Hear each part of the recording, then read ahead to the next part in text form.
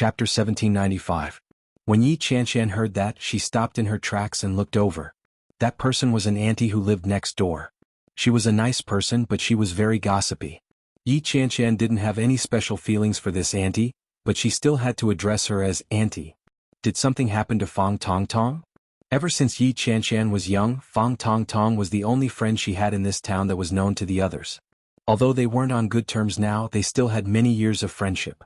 The auntie looked at Yi Qianshan with an anxious and regretful expression on her face. She said, Yes, go and have a look. We've already sent her to the hospital.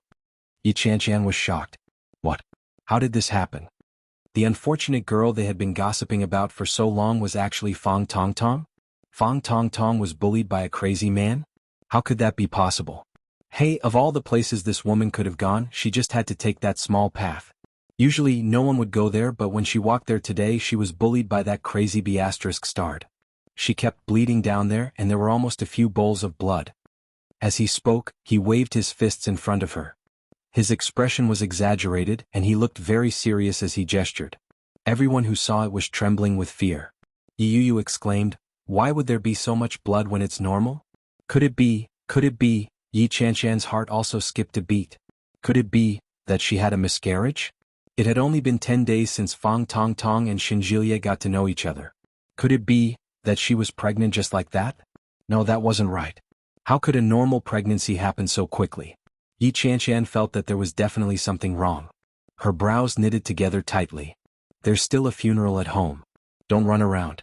Yi Zhenhua frowned and tugged at her. He said, Isn't your relationship with her bad? Don't go. Her mother is unreasonable. She might even think that you're going to see her make a fool of herself. I'll go take a look. I'll be back soon. Yi Qianshan flung Yi Zhenhua's hand away. She went into the house to grab her bag and walked out. Dad, lend me your donkey. Don't go. Don't get yourself into trouble. Yi Zhenhua disagreed. Yi Qianshan went straight into the living room to retrieve the car keys and dashed out. Miscarriage? The possibility of a miscarriage in half a month of pregnancy was not impossible, but when did they start to lose so much blood at this time? Could it be that, when they first met, they already had an affair? No, that's impossible. Impossible. Yi Qianshan headed in the direction of the hospital. It was quite a distance from her house to the hospital in town. It would take about 17 minutes to get there with the battery-powered car. After parking the car, Yi Qianshan hurried over. After asking around, Yi Qianshan finally arrived at the gynecology department on the 9th floor. Fang Tongtong's mother was wiping away her tears in the hallway. Yi Qianshan saw sadness and despair on her face. At the same time, Mrs. Fang seemed to see Yi Qianshan as well. Anger flashed across her face. Just as she was about to speak, the door to the operating theater opened. Doctor, how is it? Are you her mother? Yes. Chapter 1796. Yi Qianshan heard this from outside and called out, Auntie? When Mrs. Fang heard this, she turned around and said angrily, What are you doing here? I heard that something happened to Tongtong. Yi Qianshan had run all the way here, so she was panting as she spoke. I heard from the aunt next door that she lost a lot of blood. I'm a little worried. Mrs. Fang had watched Yi Qianshan grow up, so she naturally knew what kind of person she was. When she heard this, her expression softened a little. Yi Qianshan stepped forward and said, How is she now? I'll come with you. When Mrs. Fang heard this, she gritted her teeth but didn't say anything. Yi Qianshan followed them in. The doctor said, Her hymen was torn and the walls of her vagina were injured.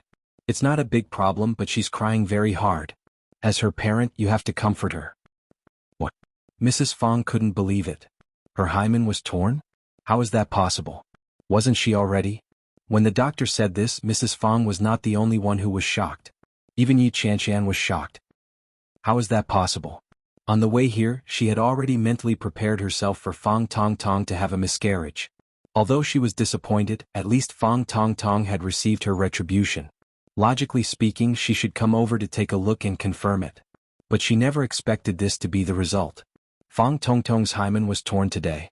In other words, nothing happened between Xinjilie and Fang Tongtong? Oh my God. Yi Qianshan held her face and she didn't know what to feel. She had always believed in Fang Tongtong's words. She thought that Xinjilie was lying to her. After all, she grew up with Fang Tongtong. No matter what, Fang Tongtong wouldn't do such a thing. She had never suspected Fang Tongtong. Although she resented her, she didn't doubt her at all. But she didn't expect the truth to be like this. Mrs. Fong was in disbelief and at the same time she broke down. She grabbed the doctor's arm and said in disbelief, "How is that possible? Could there be a mistake?" The doctor was a little sympathetic. She removed Mrs. Fong's hand and said, "I sympathize with your daughter's experience, but this kind of thing is what it is. This kind of criminal should be arrested by the police. I will give you a medical certificate and you can do it when the time comes." With that, the female doctor patted Mrs. Fong on the shoulder and left. Mrs. Fong seemed to be unable to bear it and her whole body softly collapsed. Yi Qianshan found it hard to believe but she was still rational. She quickly supported Mrs. Fong and shouted, "Auntie, auntie?" Mrs. Fong's eyes were already red to begin with and now tears directly flowed down her cheeks. She thumped her chest and shouted, "What kind of sin did I commit? What have I done?"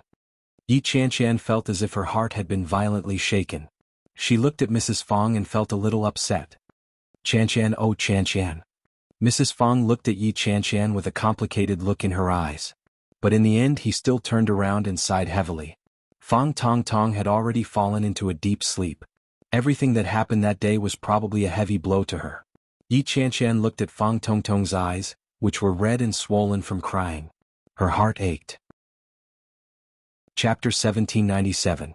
Mrs. Fong touched her daughter's forehead as tears streamed down her cheeks. Yi Qianshan didn't know how long she stood there, but she didn't wait for Fong Tong Tong to wake up. She left on her own.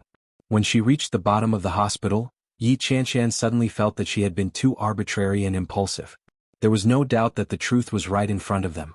There was nothing between Shinjilia and Fong Tong Tong. She was the one who didn't trust Shinjilia. She ran her fingers through her hair. All she could think about was what Shinjilia had said that night. "Qianshan, I've never done anything to let you down. It's the same in the past, the same now, and the same in the future. Qianshan, I really love you." Shinjilia's cold and deep voice seemed to ring in her ears. It was soft and sorrowful. She could almost imagine Shinjilia's despair. This kind of despair seemed to flow from Shinjilia to herself. The sky was misty and somewhat dark and gloomy. An overwhelming sadness engulfed him and he couldn't stop it. Yi Qianshan felt a lump in her throat as she walked in the direction of her car. "Shinjilia, I'm sorry." Grandpa's funeral was held for a few days and everything was handled by the elders. Even so, Yi Qianshan was still overwhelmed with work. By the time he finished dealing with the matter, a week had already passed. Li Jinan brought his wife and sister-in-law back to Kingstown. He dropped Yi Qianshan off at the entrance of the neighborhood and drove home. However, Yi Qianshan had no intention of going upstairs.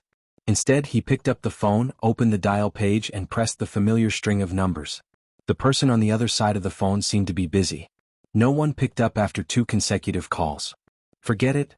Just as Yi Qianshan was about to hang up, the call was suddenly picked up. "Hello."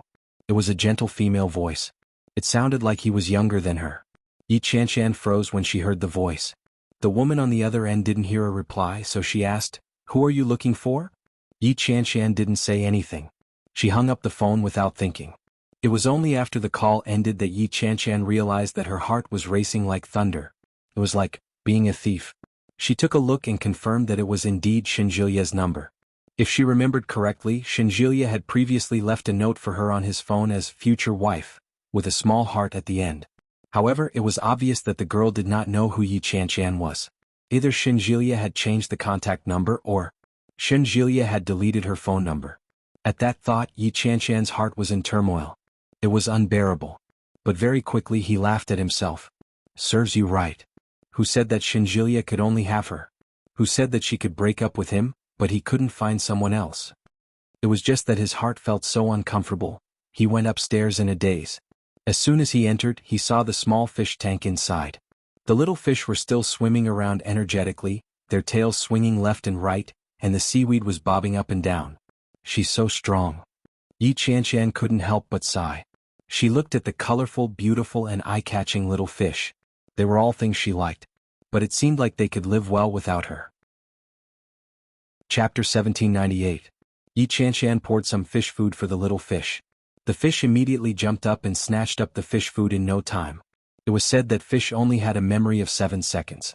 After 7 seconds he would completely forget everything he had done. Therefore, in the world of fish, it was normal for them to die from overeating. Yi Qianshan didn't pour any more food. Instead, she got up and took a shower. Yi Chanshan didn't sleep the whole night. She tossed and turned in bed. Her mind was filled with thoughts about who the person who had just answered the phone was. Could it really be Shinjilia's new girlfriend? Before she knew it, it was already the second half of the night. Yi Chanshan didn't know what time it was before she finally fell asleep. Due to the recent series of events, she had taken a lot of leave for no reason. Although the chief editor wasn't happy about it, she expressed her understanding. The next day was Tuesday. After Yi Chanshan returned from Yun Town, she had to go back no matter what. When she arrived at the office, it was a battered day. She worked overtime until late at night. Yi Chanshan only came out of the office at 9:30 p.m. For some reason she didn't want to go home. When she got home it was empty. There was no one waiting for her, and no one had prepared everything for her return. It was so lonely. After walking around the Connecticut River for a while, he slowly walked back to his house. The next morning Yi Chanshan got up early. She went for a jog on a whim before going to work. When it was almost time to knock off at noon, she suddenly thought of looking for Shinjilia. On a whim, she wanted to ask who the woman was and why she had picked up his call at that time. The thought came to her without much thought. Yi Chanshan tidied up.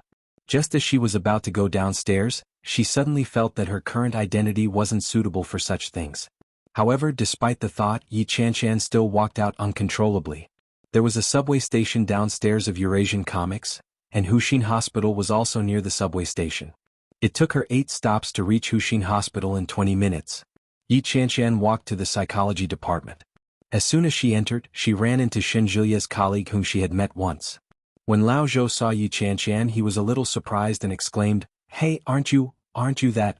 Yi Chanshan smiled and replied, "Hello, I'm looking for Shinjilia." Lao Zhou smiled awkwardly and said, "You and brother Shin really broke up?" Yi Chanshan felt a little awkward. She half-jokingly said, "How did you find out? What's your relationship with Shinjilia?" Ah. Lao Zhou scratched his head. "Brother Shin has been transferred to the capital. He's been there for a few days." Yi Chanshan looked up in surprise. "Back to the capital already?" Lao Zhou saw the look in her eyes and nodded. "Is his hand better?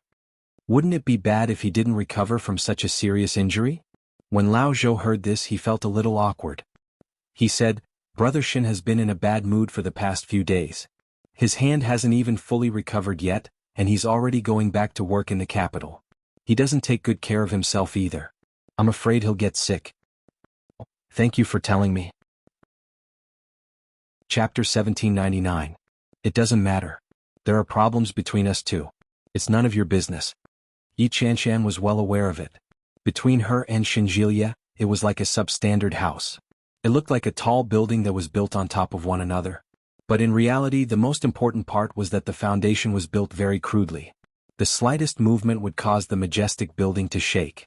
Then, when they weren't paying attention, it would suddenly collapse and seriously injure them. Yi Chanshan was currently seriously injured. Lao Zhou saw that Yi Chanshan was in a bad mood and said, "Sister-in-law, why don't I treat you to a meal as an apology? I'll call Xiaogu." "There's no need. Xiaogu is a fresh meat in our department. He seems to be on good terms with the girl who took care of brother Shin for a few days. It's because he's close to the girl that we misunderstood. At the end of the day, he's the one who's at fault. There's no need. Thank you. I'm going back. Goodbye." "Sister-in-law, don't call me sister-in-law," Yi Chanshan interrupted Lao Zhou. "I can't accept that. We've already broken up." With that, Yi Chanshan turned around and walked away quickly. Lao Zhou looked at Yi Chanshan's slender and frail figure from behind. He couldn't say a single word. Lao Zhou watched Yi Chanshan's silhouette disappear into the corridor before he picked up his phone and called Shinjilia. In the capital. The moment Shinjilia returned, he was scheduled to attend a few meetings in the hospital. After the meetings, he had a 4-hour consultation session. He was busy for many days without a break. A doctor in the capital hospital suddenly got into a car accident. There was no one to take care of the patients and a bunch of things under his care. The hospitals in the capital were not like those in Kingstown. They were short-staffed and worked at a faster pace. There were even more patients coming to the psychology department. Therefore, the person in charge of the hospital applied to have Shinjilia transferred back. When they heard that Shinjilia had a girlfriend in Kingstown, they thought it would take some effort. They didn't expect Shinjilia to agree without hesitation. While everyone was pleasantly surprised, they also handed everything over to him as a matter of course. It was 12:30 p.m. in Beijing. Shinjilia had been busy for most of the day. When he finally had a hot meal, he received a call from Lao Zhou. When he saw that it was Lao Zhou, Xinjilia wasn't in a hurry. He slowly finished the food in his mouth before he picked up the phone and placed it on speaker. He picked up his spoon again and asked, "Hello? What about dinner?" "Yeah, I just rested." "What's wrong?" "Nothing, I just wanted to tell you that your woman came looking for you just now." Xinjilia stopped eating and his chewing slowed down. "She doesn't seem to know that you've been transferred back to the capital. She looks much thinner than last time and she doesn't look very well." Elder Zhou scratched his head and said, "I say, Brother Xin, since both of you aren't happy about breaking up, why did you still want to break up? Isn't it a bad thing to make everyone sad?" "Okay, I got it." "Ah, that's it. What else?" "This, I can't talk anymore. I'm busy. I still have a bunch of things to do after dinner. I'm hanging up." "Brother Xin, don't you think you're being too heartless?" Chapter 1800. Lao Zhou didn't understand. When he heard the busy tone on the other end of the phone, he felt that they were a little baffled. Now that the woman had come knocking on his door, wasn't it obvious what she was trying to say? She wanted to get back together. But now the man was putting on airs? After Xinjilia hung up the phone, he stopped eating and stared at his phone. "Yi Qianshan actually went to the hospital to look for me? Did she change her mind and change her mind? But why didn't she call me? Why didn't she even send me a text or a WeChat message?" Xinjilia found it a little strange. His thumb stroked the phone, and his emotions were a little complicated. However, deep in his heart, there was an obvious and uncontrollable joy boiling up, an indescribable joy quietly ascending. But he was also worried that his thoughts were just wishful thinking. If he suddenly called her, would he be rejected again? Xinjilia was a little nervous. Before he could take action, someone called out from outside, "Dr. Shen." "Yes." Xinjilia looked up and looked outside. A petite young lady in her early 20s walked in with a lunchbox in her hand. She had a big smile on her face as she said, "Dr. Shen, thank you for what you did just now. If it weren't for you, I really wouldn't know what to do. Women like that are the most troublesome. Next time you have to solve this kind of problem on your own. I can help you once, but I can't help you a second time. I've seen many women like that. The key is that a young lady like you shouldn't speak carelessly if you don't know what to say." The young lady stuck out her tongue and said, "I was wrong. But you're really amazing. You made that woman shut up with just a few words. I admire you so much." When Xinjilia heard that, he harumphed and turned his head away. He said, "Save the flattery. Finish your meal and get to work." "I'm serious. I really admire you. Look at how capable you are. You're so handsome and yet you don't allow people to speak the truth?" The more the young lady spoke, the redder her face became. Xinjilia had a look of disdain on his face.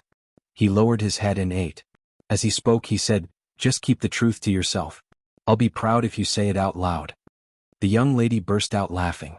She looked up at Xinjilia and asked, "Dr. Shen, I heard that you've broken up with your girlfriend?" When Xinjilia heard that, he rolled his eyes at her in annoyance. "It's those little rascals gossiping behind the scenes again, isn't it? I knew they would definitely cause trouble and spout nonsense."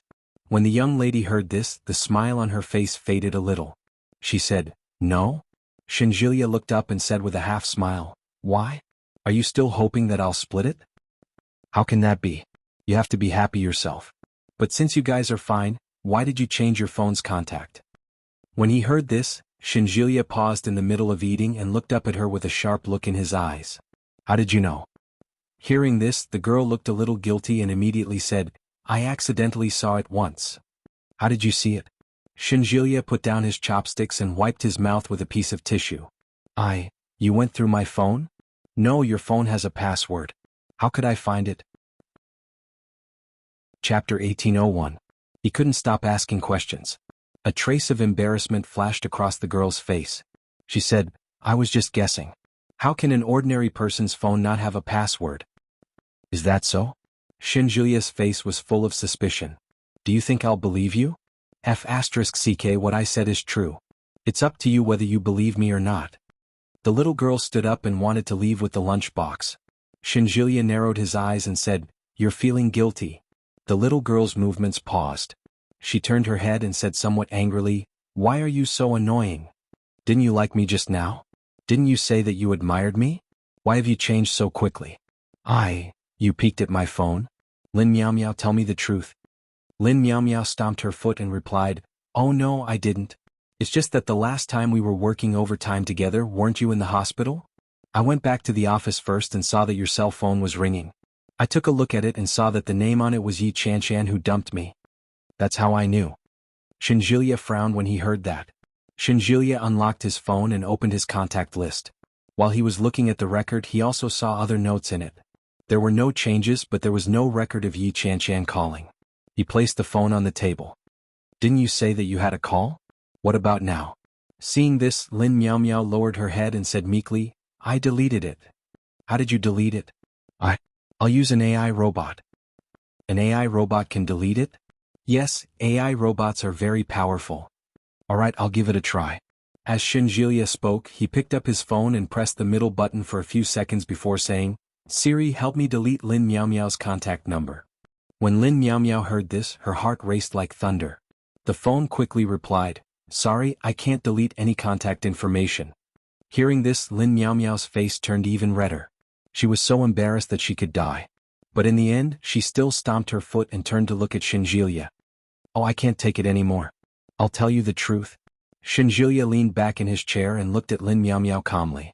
He was all ears. Actually, I've been paying attention to you ever since you came. Although I've only known you for a few days, I've heard a lot of legends about you before this. I really admire you, so I like to follow you around. Once I saw your password 0126, so You answered her call? Yes. Lin Miao Miao's head was almost buried in her neck. Shinjilia's face was a little dark and he didn't look too good. Lin Miao Miao felt even more embarrassed. She said shyly, I heard that you were dumped and looked very sad. You're more emotional than before and your mood and personality are different. So I think it must be this woman's fault, so I wanted to stand up for you. Why are you so nosy? Shinjilia gritted his teeth. You're the one who's going to get me into trouble. Do you know that?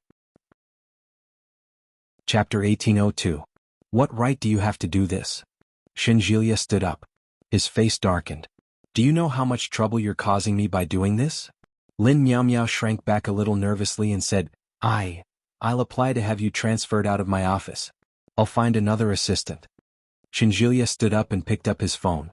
Get out. Dr. Shin, I'm doing this for your own good. You, get out. Shinjilia's face was stern. There was no mercy on his face. Lin Miao Miao had heard rumors about Shinjilia. It was said that this man appeared to be sloppy and rarely got angry, but when he did, few people could withstand it. Moreover, Shinjilia looked like he was serious. Lin Miao Miao didn't dare to say anything more. She hugged her lunchbox and walked out dejectedly. Shinjilia called Yi Chanshan. She seemed to be busy with something. No one picked up the phone for a long time. At that moment, Shinjilia was actually glad that Yi Chanshan hadn't blacklisted him. But why didn't she pick up the phone? When Yi Chanshan walked out of the hospital, she found a random fast food restaurant nearby and bought something to eat. After eating, he rushed to the company in a hurry. After about 10 minutes, she arrived at the office. There were many people on the subway. There were no seats and the train was swaying. Yi Chanshan didn't look at her phone. When she arrived at the office, she picked up her phone and saw that there were 2 missed calls. It was Shinjilia. When she saw the name, Yi Chanshan's heart skipped a beat. It hadn't been long, but Yi Chanshan's palms were already sweaty. She hesitated to call back, but just as she was about to make the call, Yi Chanshan cut off the call. Shinjilia didn't call me at this time because his colleague at Kingstown Hospital told him that I went to look for him, did he? If I call back, what should I say? Going to the hospital to look for him was just an impulse. Now that she had calmed down, Yi Chanshan began to regret it. The overwhelming regret hit her. She looked at the phone and hesitated for a moment. In the end, she didn't call back. Just as Yi Chanshan was about to put her phone away, it suddenly vibrated. A melodious ringtone followed. It was Shinjilia. When Yi Chanshan saw those 3 words, her limbs began to stiffen. What should I say? After holding the phone for a while, Yi Chanshan finally answered the call. Hello. It was a familiar voice. Although the tone of her voice had changed slightly over the phone, in Shinjilia's ears, it was as melodious as a melody. Yeah, I heard that you went to our hospital today? Shinjilia's tone was calm, and he pretended that nothing had happened.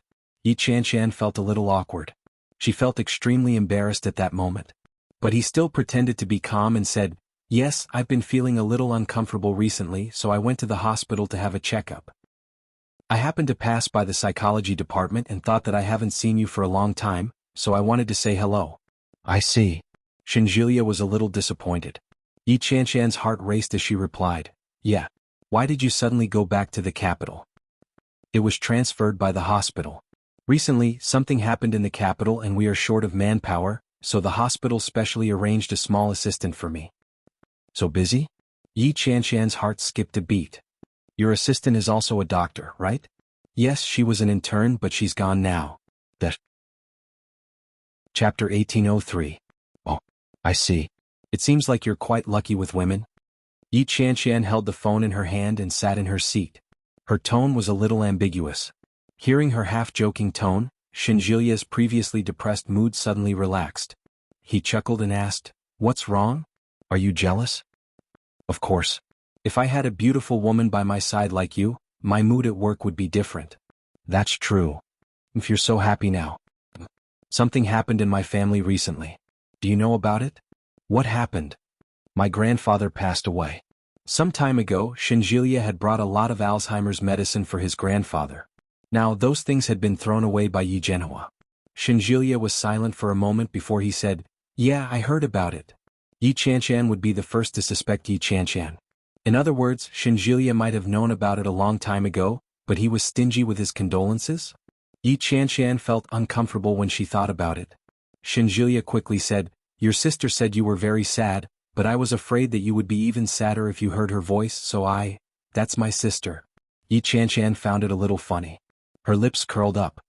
"But I didn't expect you to be so self-aware." "You're right. If I heard your voice at that time, I would indeed be very sad." Shinjilia had expected it, but he still smiled bitterly when he heard that. But Yi Chanshan's voice came through again. Shinjilia held the phone in his hand and remained silent. "I'm quite happy to hear your voice now." Shinjilia's heart beat faster, but he still pretended to be calm and asked after a long pause, "Did you know that something happened to Fang Tongtong recently?" Shinjilia really didn't know. When he heard Yi Chanshan's question, he became curious and asked, "What happened?" This was almost an instinctive reaction, but after Shinjilia asked it, he felt that something was wrong. If he asked that question, would it mean that he felt something different about Fang Tongtong? When he realized this, Shinjilia immediately changed his tone and said, "It's fine if you don't want to tell me. I don't really want to know." Yi Chanshan replied, "She was raped by a man who was older than her father." When Shinjilia heard this, his eyes widened in disbelief. "No way. When I heard about it, I was shocked too. I found it hard to believe. Later, when I went to the hospital, she was crying so hard that she fainted. During the surgery, her mother was crying so hard too." Yi Chanshan's voice became softer. Shinjilia could imagine the expression on Yi Chanshan's face right now. After a moment of silence, he asked, "Why did this happen?" This was probably retribution. Yi Chanshan believed in that. The elders in her family would always tell her that people shouldn't do bad things. Otherwise, bad luck would befall them one day. In the past, he had always felt that pitiful people were hateful. However, after what happened to Fang Tongtong, Yi Chanshan couldn't bring herself to like that woman at all. If Fang Tongtong hadn't gone to her house that day, would such a thing have happened? Chapter 1804. Ever since Fang Tongtong was hospitalized, Yi Chanshan had only seen her twice. She was unwilling to meet Fang Tongtong. She didn't even offer her condolences. After learning that Fang Tongtong was fine, Yi Chanshan immediately returned to Kingstown. Sometimes Yi Chanshan felt that her heart was cold and hard. Otherwise, why didn't she offer any condolences to Fang Tongtong after what happened to her after being a friend for so many years? However, she couldn't bear to part with Shinjilia, a man whom she had known for less than a year and had been together for less than 3 months. Every time she thought about how she had lost this man because of a few slanderous words, Yi Chanshan felt as if her heart was being sliced into pieces. At that moment, when she heard Shinjilia's question, Yi Chanshan replied, "This is fate." Shinjilia was speechless. After a long silence, he said, "What a pity." Shinjilia really felt that it was a pity. But other than pity, he didn't have any other thoughts. "I'm sorry," Yi Chanshan said softly. Shinjilia was silent as he waited for her to continue. "Let's meet up," Yi Chanshan said. Shinjilia's heart suddenly relaxed. In an instant, he felt as if he had grasped something. "Yeah, when?" Shinjilia pretended to be calm and asked, "This weekend okay? I've been on leave for too long recently. There are a lot of things to do. I'll go to the capital to look for you on the weekend." "There's no need," Shinjilia said softly. Yi Chanshan's heart tightened when she heard that. She said nervously, "It's okay, I'll go to Kingstown." Shenjulia's voice was gentle and cautious. "Your time in the capital is too tight. You're so busy with work. It's too tiring to travel back and forth in only 2 days." "Yeah. Is food and accommodation included?" "Yes," Yi Chanshan answered with a red face. Her colleagues looked over. When they saw Yi Chanshan's blushing face, they smiled suggestively. Yi Chanshan saw the gazes around her, and her expression became even more forlorn. Fortunately, they were still some distance away from her. At least they couldn't hear her when she spoke. She whispered into the phone, "I recently learned how to cook curry rice. I'll cook it for you when you come." The corners of Shenjulia's lips curled up, and he replied in a soft and affectionate voice, "Yeah. I'm going to work. I'm hanging up." "Yes." Yi Chanshan hung up the phone reluctantly. She looked at the string of numbers on the screen and decided to add a note to his name, the broken relationship ex-boyfriend. Yep, he was my ex-boyfriend for the time being. If one day Shenjulia agreed to reconcile with her and they could let bygones be bygones, she would change her mind.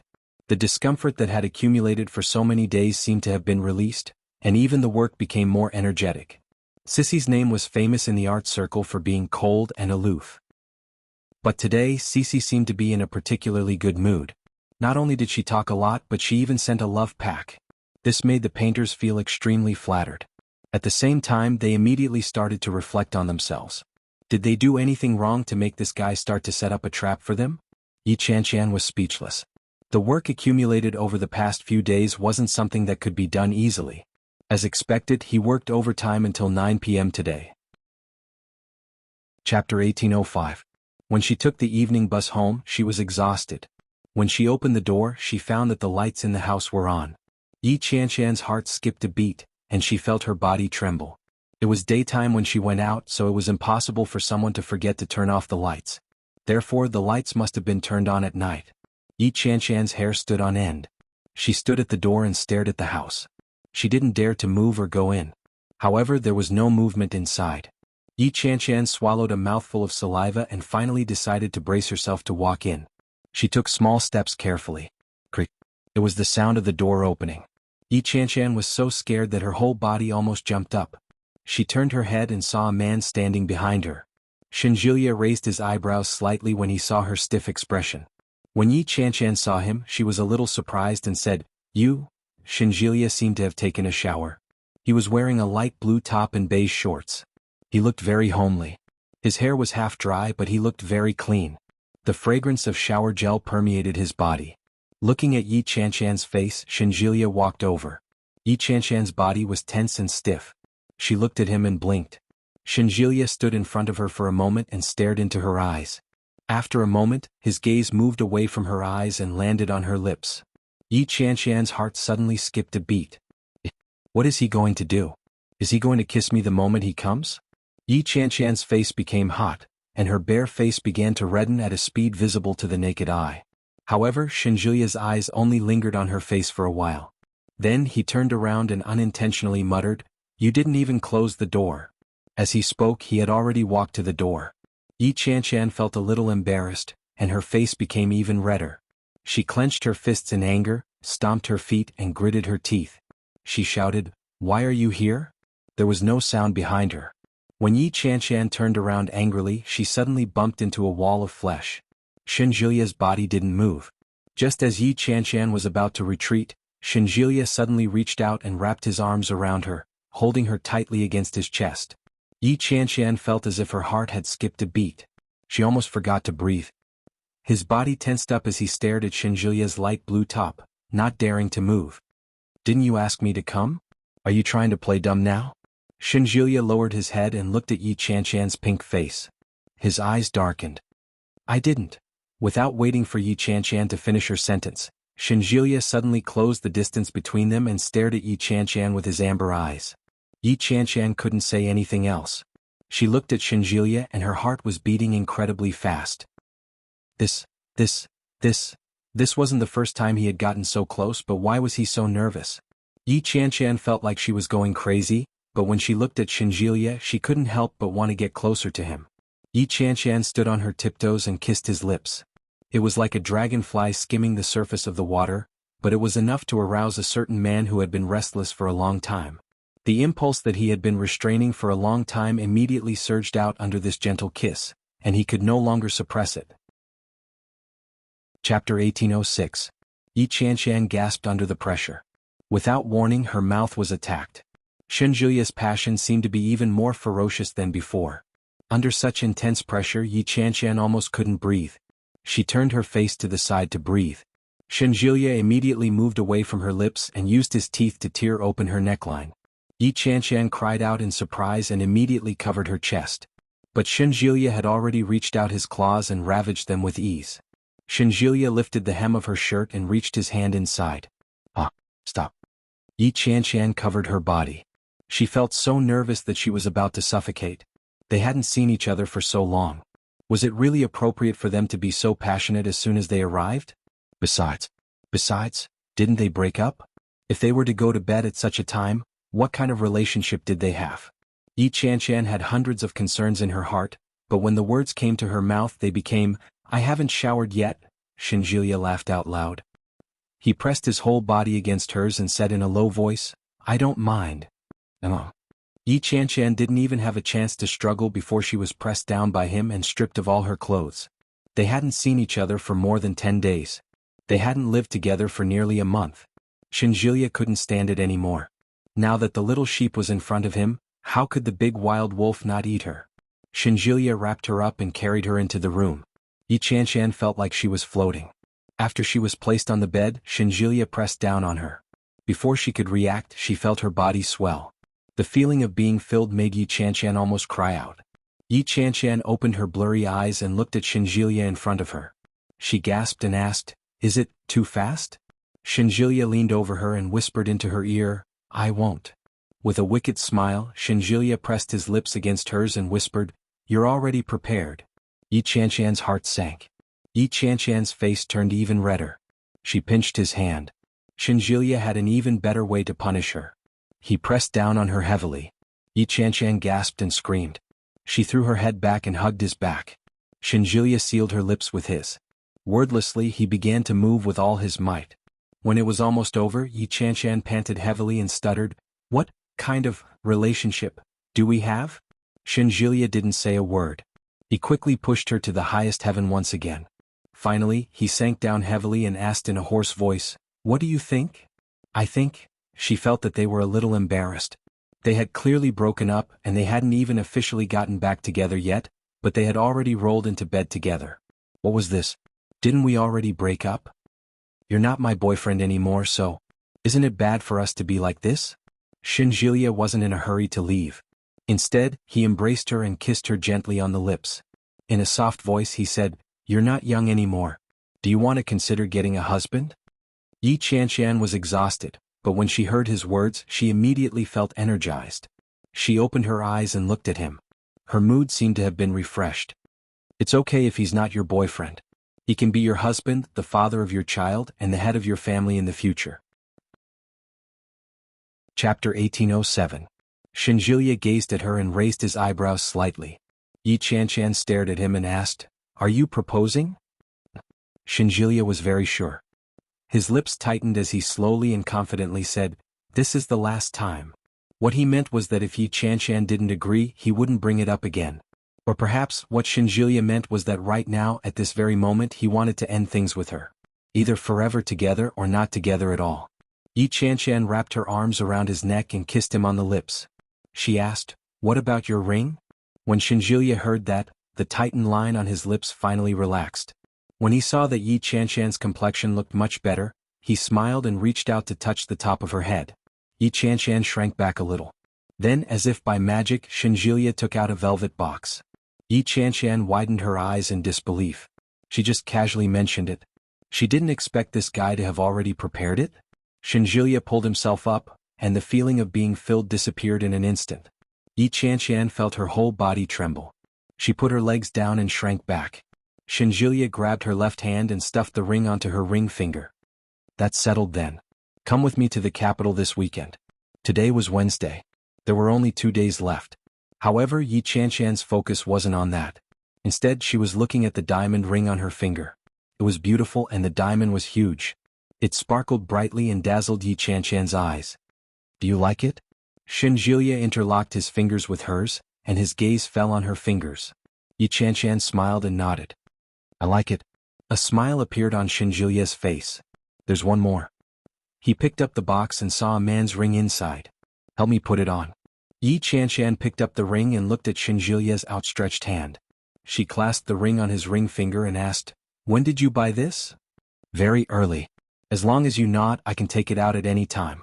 Shenjilia looked at his hand with satisfaction, and the smile on his face widened. Yi Qianshan suddenly felt guilty. She had rejected him so many times, but Shenjilia remained in the same spot. Fortunately, he was still at the same spot. Fortunately, he didn't go far, and fortunately, he gave himself one last chance to make a choice. She crawled up and hugged him. Thank you, old Shen. Why do you have to be so nice to me? Shenjilia asked. Shenjilia hugged her back.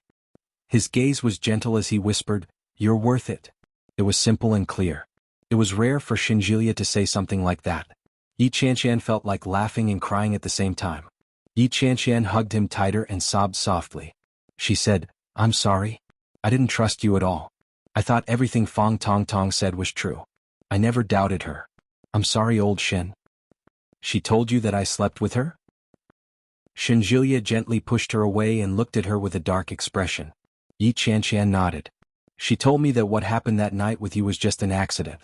She felt sorry for me, so Shenjilia's face darkened and he asked unhappily, How could you believe something like that? She grew up with me. I don't think she would lie to me on purpose. Chapter 1808. Yi Qianshan felt guilty and lowered her head, not daring to look at him. Shenjilia was so angry that he gritted his teeth and said, You're going to piss me off. Men, aren't they animals that think with their lower bodies? Tong Tong's figure is better than mine, her breasts are bigger than mine, her hair is longer than mine, and her legs are longer than mine. Furthermore, she's a virgin. Don't you men like virgins? Yi Qianshan tried to defend herself, but she realized that what she said made no sense at all. Bah! Weren't you a virgin when you were with me? Shenjilia really wanted to poke her head out to see what was inside. Why should I take responsibility for your best friend's virginity? Not to mention that I've never touched her. Even if I did, you're the one who invited the wolf into the house. You know that your man is infinitely charming, yet you still dared to bring another woman to me. Aren't you digging a hole for yourself? Yi Qianshan rolled her eyes at him. That's because Fang Tongtong hasn't seen the world yet. Shenjilia said in annoyance. Wait a minute. Shenjilia realized that the topic had gone astray, so he quickly changed the subject. Where did you get that idea from? Do you think all men like to be single? Isn't that what normal men think? Yi Qianshan asked with her eyes wide open. She really thought so. Didn't all men like all kinds of virgins? Shenjilia was speechless. He suppressed his anger and said, You really don't understand men. The kind of men you're talking about are called scumbags. Only scumbags like to break women's virginity. It's like collecting stamps. I'm a good man. Besides, when you say a virgin, other than dirtying the sheets, there's nothing special about it. Do you really think so? What do you think? Yi Qianshan turned away. The more she listened, the more guilty she felt. In reality, Yi Qianshan was the one who trusted Fang Tongtong more. It had nothing to do with whether he was a man or not. Their relationship had been maintained for more than 10 years. After such a long time, it had almost become a habit. Unthinkingly and instinctively believe. It wasn't that Yi Qianshan didn't trust Shenjilia enough, but that she trusted Fang Tongtong too much. That was why such a situation had occurred. But now, he laughed dryly and said, Normal men don't think like you. Shenjilia suppressed it and said in a low voice, Don't you know whether I'm normal or not? Yi Qianshan blushed. How would I know? It's not like I've ever had another man. Shenjilia was quite satisfied with her answer. He lifted the blanket and covered himself with it. Then he wrapped his entire body around her and said, I haven't had any other women either. Or even.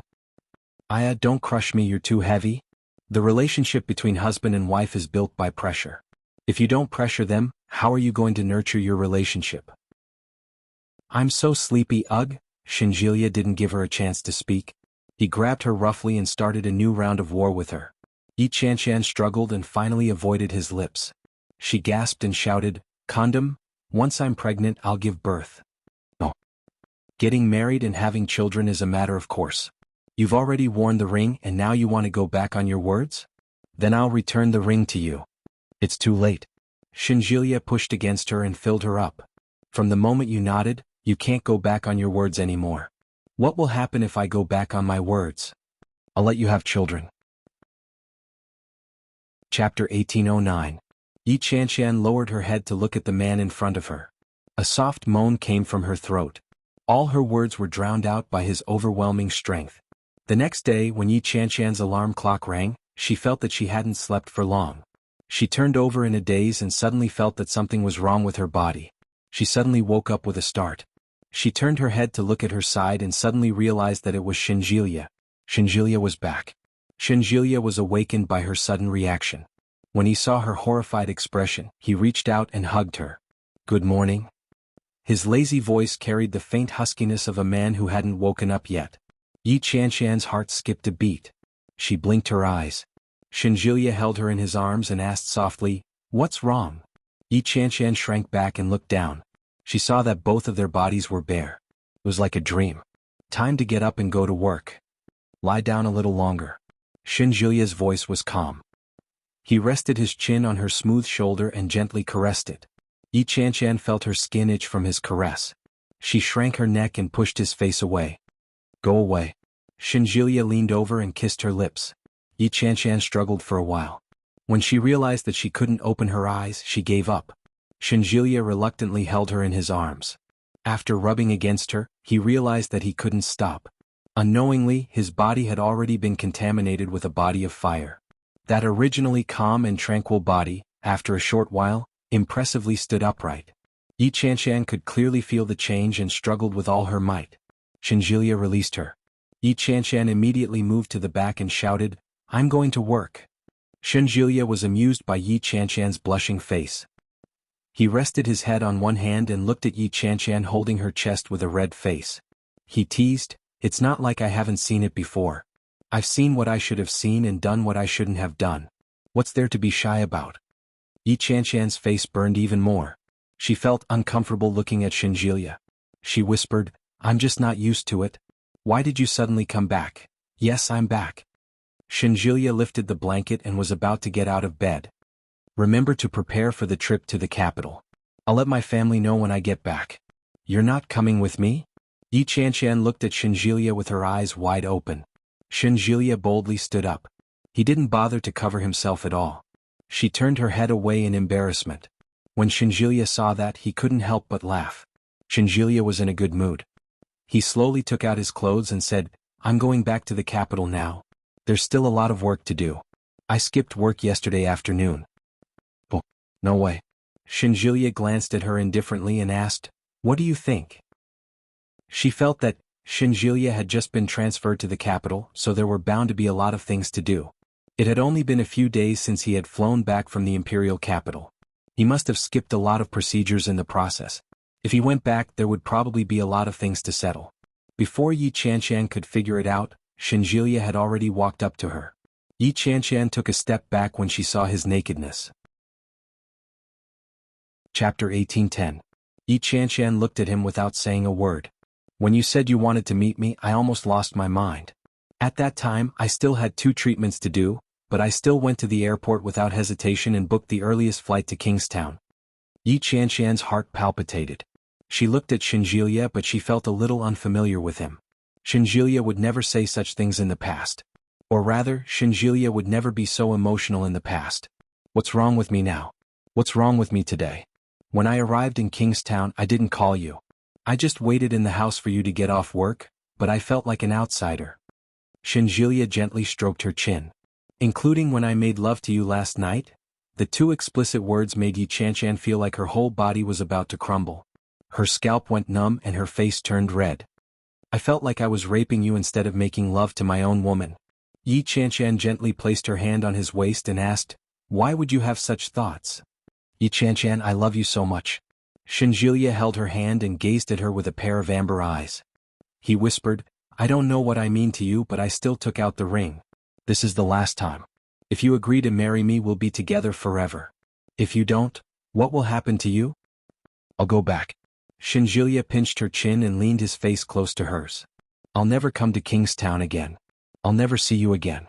Shinjilia gazed at her with a serious expression. Yi Chanshan's heart tightened, and a sense of nervousness followed. So, this is really the last time. Yi Chanshan held his face in her hands, stood on her tiptoes and kissed him on the lips. Let's get married. Shinjilia's heart fluttered. He wrapped his arms around her waist and pushed her against the wall. He couldn't help but be entangled with her. The high-quality mattress was shaken by them for a long time before they stopped. Yi Chanshan was late again as expected. The chief editor stood at the door of the office with an ugly expression on her face and roared, "Yi Chanshan, you're getting more and more out of hand. Do you know what you've done? You should count how many times you've been late this month. Don't you know how many days of leave you've taken this month? If you don't finish your work, how am I supposed to raise your bonus?" Yi Chanshan didn't dare to speak. She lowered her head. When the chief editor saw Yi Chanshan's behavior, she was filled with anger and said, "Don't think that you can be willful just because you have the best sales. There are plenty of people with good sales. Don't think that I can't do anything to you just because you've fallen out of love." Yi Chanshan stuck out her tongue and said, "Well, I got back together with him." "They've gotten back together?" The editor couldn't believe it. "Didn't you say that they broke up?" "Ahem. Yes, but we can still get back together. You got back together with her yourself?" "Oh, he came looking for me yesterday." Yi Chanshan's face was a little red. She raised her head and glanced at the chief editor. The editor-in-chief saw the obvious hickey on her neck and immediately understood what had happened. His expression darkened even further. "So you two reconciled after having sex?" Cough cough. Chapter 1811. Yi Chanshan shuddered and hurried out of the chief editor's office without hesitation. But just as he was about to step out, he suddenly caught a glimpse of the beautiful sparkling diamond ring on his finger. She immediately turned back and reached out her hand. "I'm getting married soon. Give me your blessings." The chief editor clenched her teeth and almost threw her phone at her. Yi Chanshan quickly ducked and ran away.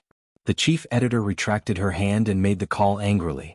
When the call went through, she changed her expression and said pitifully, "Hubby, please comfort me." When Yi Chanshan got home, Shinjilia was already gone. Yi Chanshan tidied up everything and lay on the bed. She couldn't help but lift her ring again and wave it in front of her face. The corners of her lips curled up unconsciously. Yi Chanshan lay down and hummed a tune. She had been looking at it all day, but she couldn't get enough of such beauty. She closed her eyes. She could almost imagine how she would look in her wedding gown. Beautiful, very beautiful. It was the weekend and the sun was scorching hot in Kingstown. Yi Chanshan packed 2 sets of clothes, bought some Kingstown specialties and health supplements, and set off for the capital. After a 3-hour flight, she arrived at the Capital International Airport. She called Shinjilia as soon as she got off the plane. It rang a few times before Shinjilia picked up the phone. It sounded a little noisy on the other end. "Hello, I'm off the plane. Are you here?" "Oh, so fast. I'm still at the hospital. I had to rush over because of something.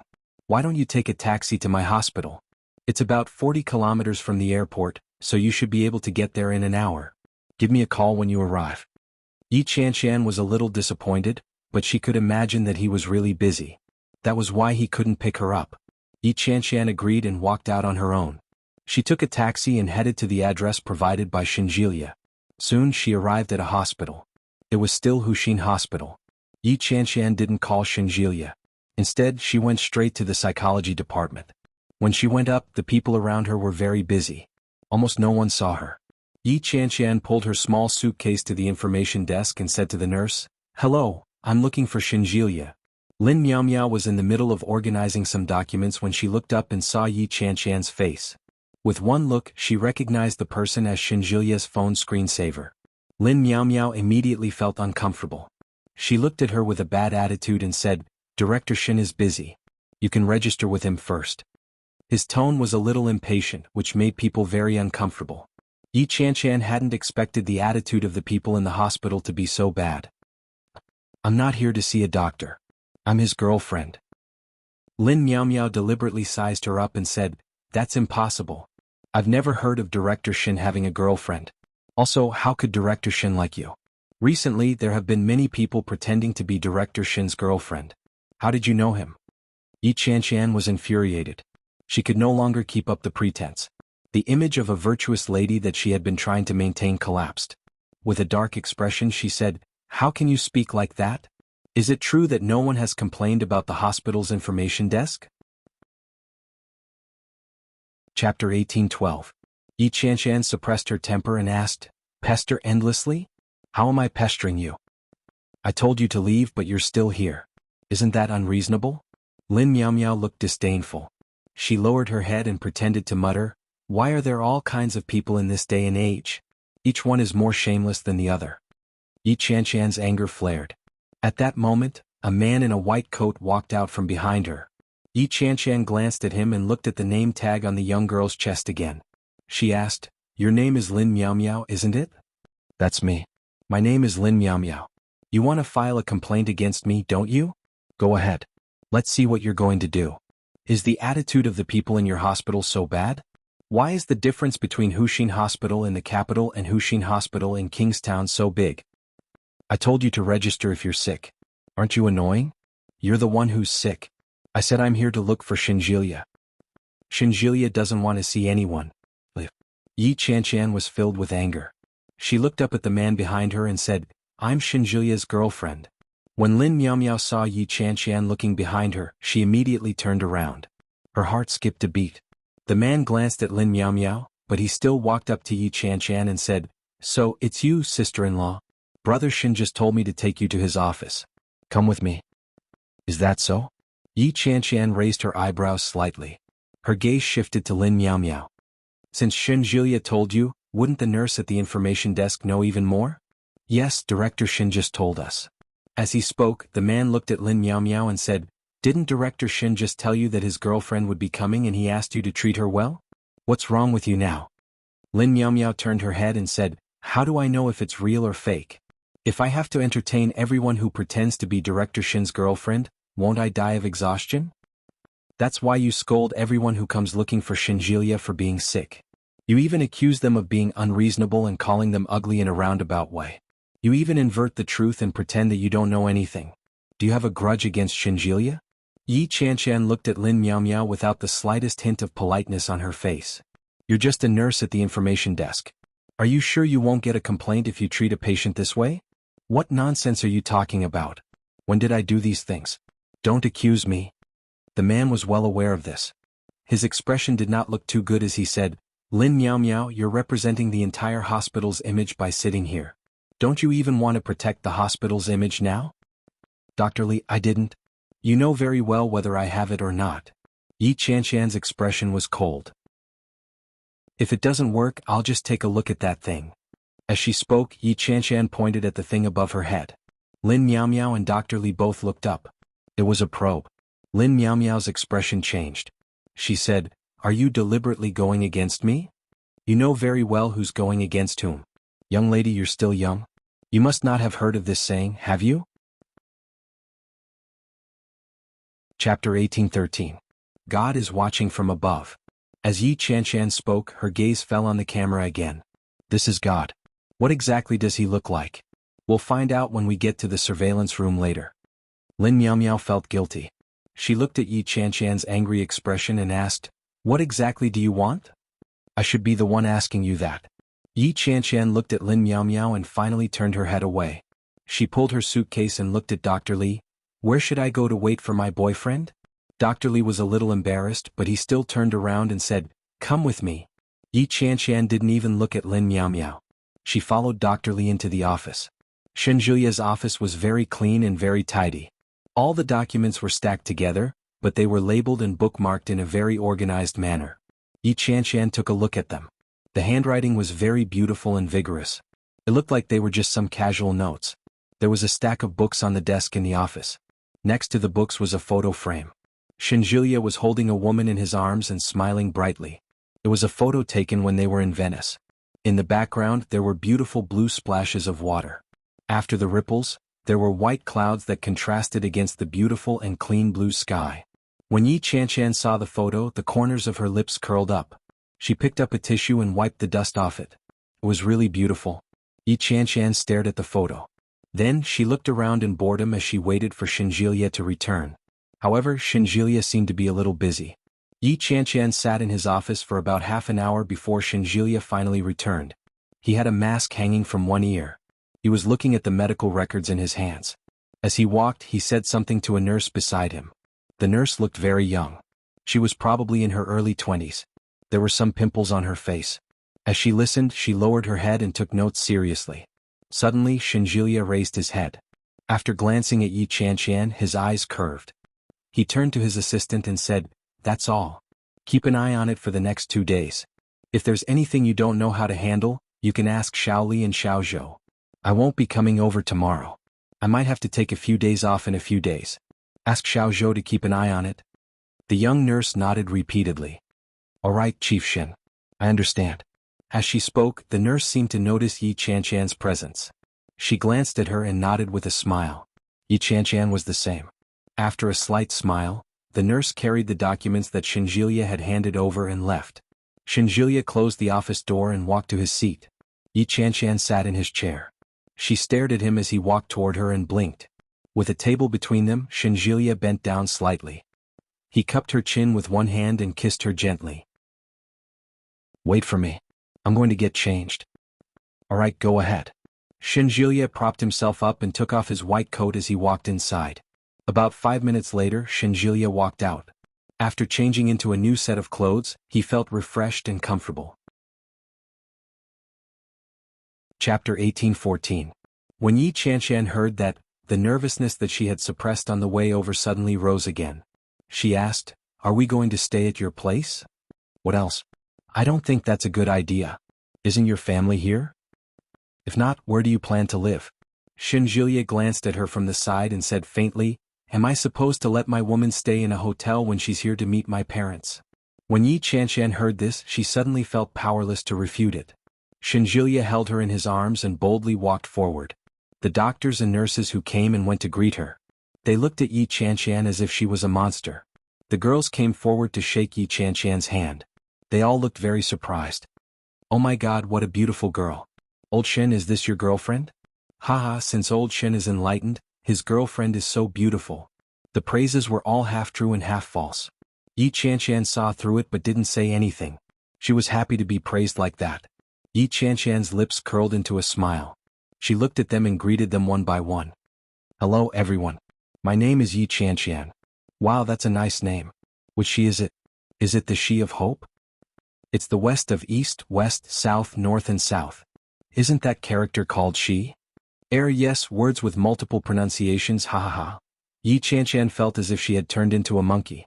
Even her face was stiff from all the smiling. She finally left the psychology department and headed down to the first floor. "You have too many colleagues," Yi Qianqian said as she rubbed her face and followed Shinjilia to the underground parking lot. "Why are you so familiar with everyone? I'm smiling so much that my face is sore." Shinjilia took out the keys and smiled. "Come on," he said. "You're still complaining? You don't know how happy you are." Yi Qianqian pouted and ran forward to hug his arm. "I didn't. But why are you so familiar with everyone? You're like a socialite." "That's right, you're a social butterfly. Otherwise, why would so many people praise you for your beauty?" Shinjilia walked in the direction of his car. The logo on the key was a Buick. It looked very low-key. Shinjilia placed the luggage in the trunk. Yi Qianqian opened the door and sat in the front passenger seat. She asked, "Is this car yours?" "It's my grandmother's." "Take it out and open it." "Your grandma can drive? She's so good." "Of course, my grandma is very advanced. When she heard that you were coming today, she prepared a lot of things for you." Yi Qianqian became even more nervous when she heard that. She looked at Shinjilia and couldn't help but ask, "What is it?" "Food, entertainment and a room. Tonight's activities have all been arranged for you." Shinjilia smiled. He seemed to be in a good mood. He glanced at Yi Qianqian and started the car. "When you see my grandmother, you'll definitely like her." Yi Qianqian didn't dare compliment him. Yi Qianqian knew very well what kind of person old Mrs. Shen was. When Yi Yuyu was still in the Shen family, she had been bullied by this old lady. Now that it was him, how big of a change could there be?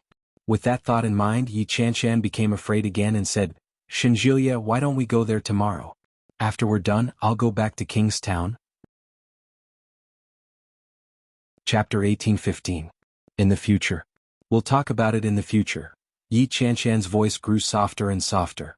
She looked at Shinjilia's expression and stuck out her tongue. "My sister married into your family. It's not like you don't know how your grandmother treated my sister. I think I should be more careful." When Shinjilia heard that, he felt both exasperated and amused. He retorted, How can that be the same? My brother and your sister had an ill-fated relationship. With that kind of relationship, there's no way they could have gotten married. How can you compare our situation to that of my brother and your sister? Why not? By the way, if your grandmother finds out that I'm Yi Yu's older sister, will she have a problem with me? She won't, Shinjilya said as he drove steadily. I've already spoken to Grandma. She knows who you are. Really? Of course. Otherwise, did you think I would bring you back just like that? Shinjilya was a little smug. He looked at the front of the car and slowly turned a corner. My parents are both at home. They've been wanting to see you. Don't be nervous later. Just talk normally and act like you normally do. Don't be shy. My grandmother and mother are very playful. My father may be a little more serious, but he's also easier to get along with. What about your brother? My brother isn't at home. It's okay. Even if he's at home, you don't have to worry about him at all. He doesn't know you to begin with. Perhaps when he sees you, he'll only think that you resemble Yi Yu a little. Haha. You really underestimate the relationship between me and your brother. I almost got into a fight with him. Have you forgotten? Shinjilya finally remembered after being reminded by Yi Chanchan. It seemed that, when Shin Manting had first gone missing, the smell of gunpowder between Shin Luo and Yi Chanchan had been quite strong. Although the matter had been resolved perfectly in the end, if the two of them were to meet now, it would definitely be a little awkward. Shinjilya smiled. Can you beat him? This guy looks gentle and weak, but he's actually quite skilled. Can you beat him? Meh. Shinjilya laughed. Of course I can. If I can't even beat him, wouldn't I be too weak? Then why did you say that he's skilled? Tiske. It's more than enough to deal with you. Why do you have to deal with me? If you want to deal with someone, deal with my man. Yi Chanchan said matter-of-factly. The smile on Shinjilya's face widened. He nodded his head and exclaimed, You're finally enlightened. But I don't think I bought anything particularly good. Will your mom and grandma think my gift is shabby? What did you buy? I bought a set of skincare products for your mom. It's called Sea Blue Mystery or something. I don't really understand it, but I heard that mom uses it very well. I bought a ginseng for your grandma. My dad gave me the ginseng and it's said to be 100-year-old ginseng. I also bought a bottle of wine for your dad. It's also made by my dad.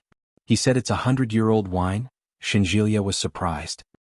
He looked at her and asked, Is that all you've packed in your suitcase? I also have a change of clothes. I didn't bring anything else. Chapter 18:16. I'm yours. Why do you still want a gift? Yi Chanchan said matter-of-factly. No. Fine. I'll collect it myself tonight, Shinjilya said casually. Shinjilya was in a good mood. After turning the corner, he stopped the car in front of a large villa. When Yi Chanchan heard that, her face immediately turned red. She glared at him and cursed in a low voice, Pervert. What's wrong? What's in your head? You're calling me a pervert? I really don't know who's the pervert here. Shinjilya looked disgusted. He unbuckled his seat belt and said, Get out of the car. Yi Chanchan looked around. The surrounding environment was very comfortable. In front of her was the facade of a luxurious villa. It looked very comfortable. To be able to have a villa in a place like the capital, Yi Chanchan secretly clicked her tongue and asked, Is this where you live? Yes. What's wrong? Shinjilya leaned over to help her unbuckle her seat belt. As he asked, his eyes moved to her chest. Yi Chanchan was wearing a V-neck dress. The mint green color made the dress look especially fair. The collar was originally not low, but under the pressure of the seat belt, the fullness of her breasts was squeezed up. It looked very alluring. Yi Chanchan didn't notice her collar at all. When she saw Shinjilya's gaze, she immediately covered her chest and pushed his face away. She scolded, What are you looking at? You pervert. Shinjilya snorted and reached out. Yi Chanchan shrank back. Shinjilya immediately said, Don't move. I'll help you tidy up. When she heard that, Yi Chanchan immediately stopped moving. Shinjilya reached his hand out and slid it directly into her collar. He gave it a gentle rub. Yi Chanchan exclaimed. Her cheeks immediately turned red. She shouted, What are you doing? I'm helping you tidy up. Shinjilya said confidently. He suddenly opened his palm and took out a necklace. He gently placed it in front of Yi Chanchan. It was in the shape of a cherry blossom. The craftsmanship was very exquisite. Yi Chanchan was dazzled by the diamonds on it. When she saw it clearly, she blinked. Shinjilya was still in a very good mood. He said, It doesn't look good to have a bare neck. I'll help you put it on. Yi Chanshan reached out and touched it. It was warm. She could tell that Shinjilia had been holding it in his palm for a long time. She giggled and said, "Can't you just give it to me? Am I not direct enough?" Shinjilia's cheeks were a little red, but he maintained a serious expression and said, "Here, I'll put it on for you." Yi Chanshan leaned over and Shinjilia unbuttoned it and put it on. Yi Chanshan's skin was fairer. When she put on the rose gold necklace, Shinjilia felt that the woman in front of him was even more beautiful.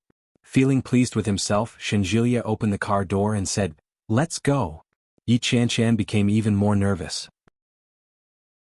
When she saw Shinjilia get out of the car, she opened the door as well. Just as Shinjilia retrieved his luggage and was about to bring her in, Yi Chanshan sensed that someone was watching her. He looked around but couldn't find anyone. Old Mrs. Shen stood on the second floor. The curtains next to the floor-to-ceiling windows were lightly drawn, perfectly concealing the old lady's aged but spirited body. Chapter 1817. When Nanny heard the old lady's excited voice, she quickly put down her work and walked over to where the old lady was standing. He looked down and saw that the familiar car had indeed returned. Beside the car, Shinjilia held a suitcase in his hand. Beside him was a slender girl in a long dress. She looked like she had a good temperament. When Nanny saw that, she was elated and said, "Let's go down quickly. Haven't you been waiting for this for a long time? Let's go." Hey, I'm coming. You go down first. I have to take a look at the girl's face first. If she's not pretty, then forget it." The old lady held the binoculars and looked very excited. After staring for a long time, she finally saw the girl turn around. When she saw Yi Chanshan's face, the old lady finally slapped her thigh and exclaimed, "She's so pretty. I'll go down." Nanny hadn't seen Yi Chanshan's face, but when she saw the old lady's excitement, she quickly picked up the binoculars to take a look. With one look, she saw that the girl was wearing a mint green dress.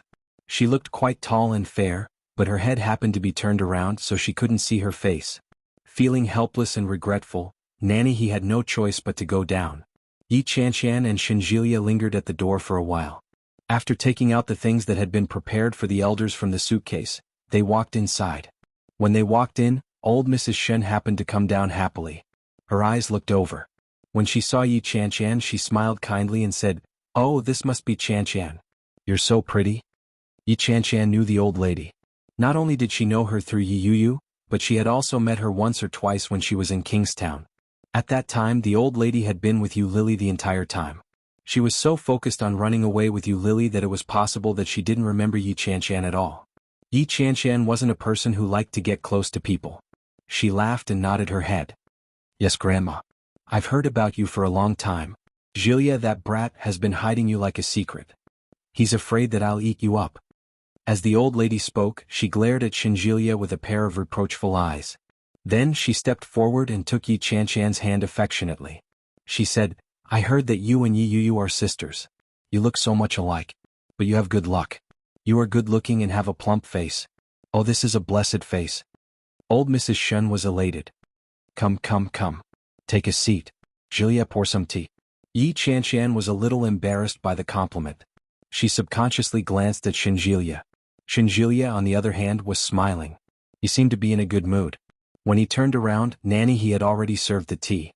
He studied Yi Chanshan's face and remarked, "They really look alike. They're practically carved from the same mold as Yuyu. They're like twins." "Ahem. We are twins, yes, but we are fraternal. She looks more like my father." "Do you look more like your mother?" This was the first time Shinjilia had heard of it. Yi Chanshan shook her head. "I also look like my father." Chapter 1818. Old Mrs. Shin knew that the Yi family's parents had divorced a long time ago. Furthermore, they did not have a good relationship with Yi Tian. That was why she had spoken up. After saying this, she moved closer to him mysteriously and whispered, "Let me tell you, most people don't like women with this kind of appearance. They like women with round faces like yours. You look so beautiful and blessed." Yi Chanshan smiled and blushed. "Grandma, this is a tonic that Chanshan specially brought for you. It's obvious that it's very old. Take a look."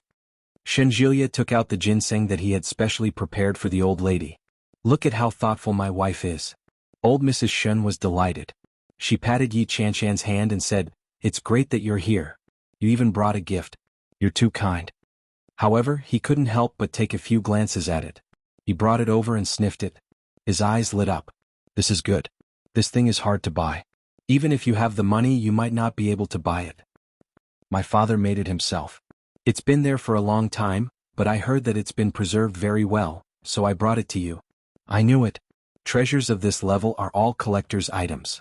So it really is a collector's item. Of course, I have brought you the best. Shinjulia closed the lid with a smug look on his face. Chanchan put in a lot of effort on this trip. She brought tonics and tonic wine. She even brought good things for Mom and Dad. Old Mrs. Shun was even happier. She nodded and said, "You're so sensible.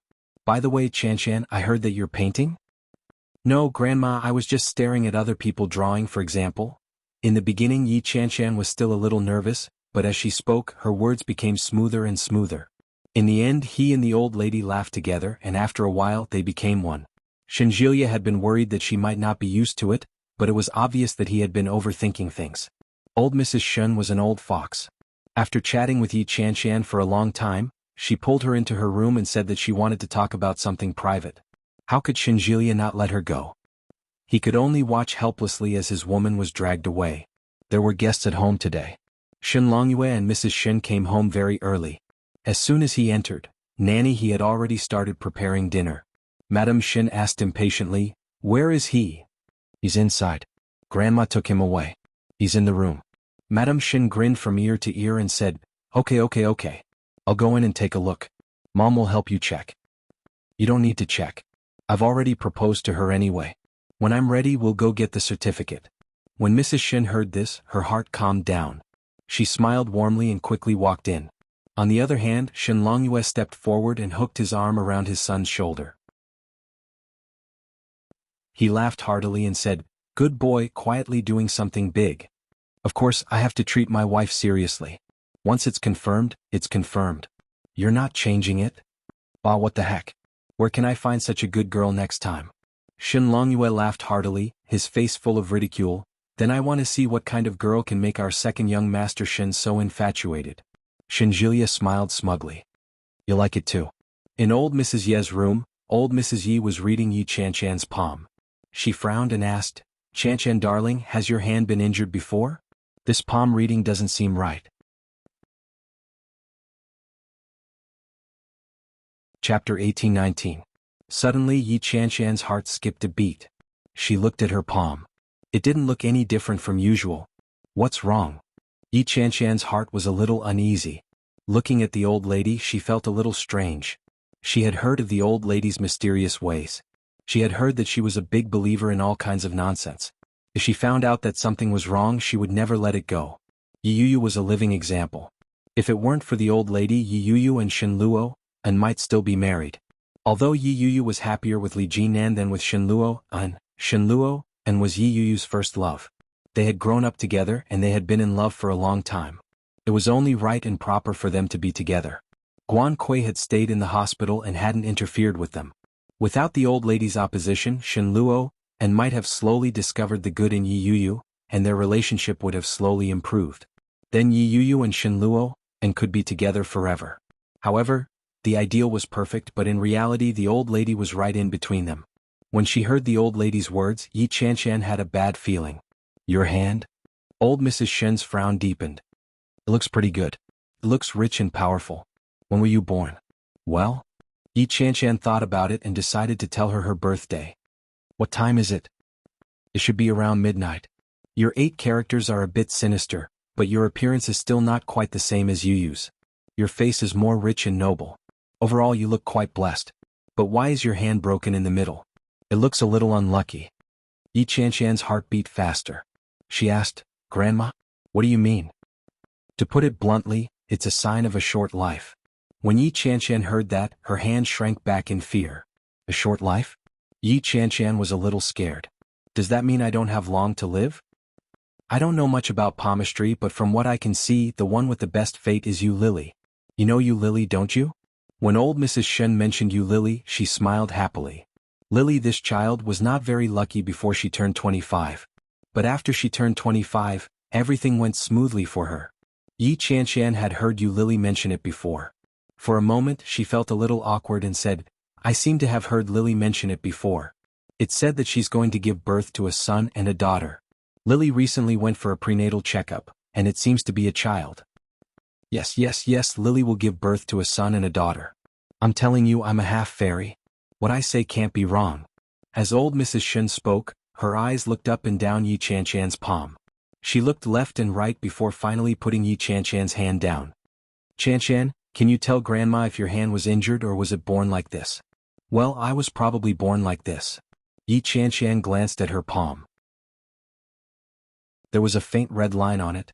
If one didn't look closely, they wouldn't be able to tell that this red line was different from other palm prints. Yi Chanchan stared at it for a long time before saying, I'm guessing that this is a birthmark.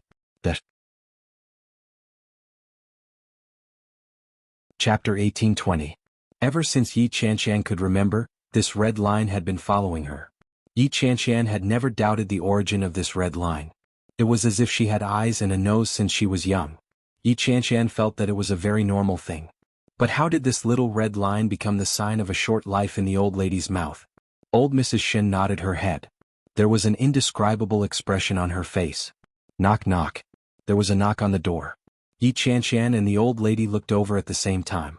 A lady who looked to be in her 40s or 50s walked in. It was obvious that she had taken good care of herself. Her exquisite makeup made her look very comfortable. Her eyes bore some resemblance to Shenjilia's. She was probably Shenjilia's mother. Mrs. Shen walked in and closed the door behind her. She stared at Yi Chanchan and approached her with a smile. This must be Chanchan. Hello, I'm Jilia's mother. Yi Chanchan had guessed it. When she heard that, she quickly stood up and greeted, Hello, Auntie. Sit down. Don't stand on ceremony with me. Mrs. Shen pressed Yi Chanchan back onto the sofa and said warmly, I've heard Jilia talk about you for a long time. I heard that you're an especially adorable and straightforward girl. You're pretty and have a good personality. It's great that our Jilia met you. Yi Chanchan's mood was already a little sour after old Mrs. Shen said that she would have a short life. When she heard Mrs. Shen's compliment, it was difficult for her to be happy. She laughed and said, He's just spouting nonsense. I'm not that good. How can you spout nonsense? I believe in my son. If he says you're not bad, then you're definitely not bad. Old Mrs. Shen looked at them and stood up. Keep Chanchan company. I'm going out for a while. Mom, it's time for dinner. Where are you going? I'm going to old Lee's house. You guys go ahead and eat. Don't wait for me. Old Mrs. Shen waved her hand and walked out. Yi Chanchan didn't know why, but she felt a little strange. Old Mrs. Shen seemed to be treating her coldly. Was it an illusion? Yi Chanchan subconsciously looked at the red line on her palm. She clenched her fist and let it fall. Granny Shen was gone for quite a long time. Mrs. Shen led Yi Chanchan to the study. The two of them chatted for a long time. Shenjilia could clearly hear their laughter coming from the study. Shen Longyue was sitting in the living room talking to Shenjilia. When he heard the crisp laughter, he couldn't help but laugh.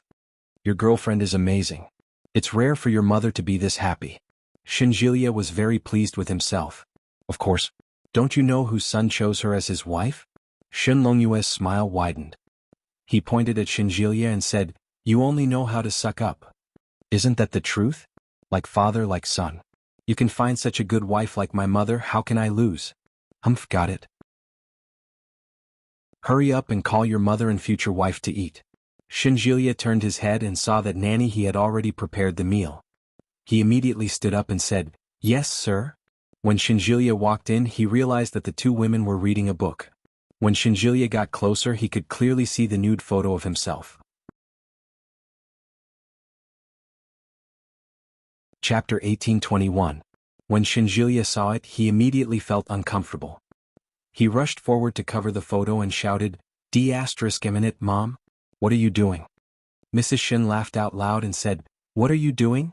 Photos are meant for people to see. What are you being shy about? Yi Chanchan laughed out loud and said, I didn't know you were so cute when you were a child. Oh my, I'm so shy. Shenjilia's face turned bright red. He immediately snatched the photo album away with a dark expression and said, When was this taken? Why didn't I know about it? When you were 13, you sneaked out to the reservoir to swim and didn't come back for the whole morning. Everyone was scared out of their wits. Later, your father got angry and stripped you naked and threw you out at the door. Mrs. Shen laughed so hard that tears almost came out of her eyes. At that time, you were still outside and refused to admit your mistake. At that time there was no one walking around the door. Your brother went to take a picture of you as a souvenir. How could you forget such a deep impression? I forgot. Shinjulia's face was redder than it had ever been. He hid the photo album and said, "Let's go eat. Why are you looking at photos?" Yi Chanshan laughed even more wildly and said, "Your face is so red. It looks like it's real." Shut up. Shinjulia went forward and pulled her up. Let's eat.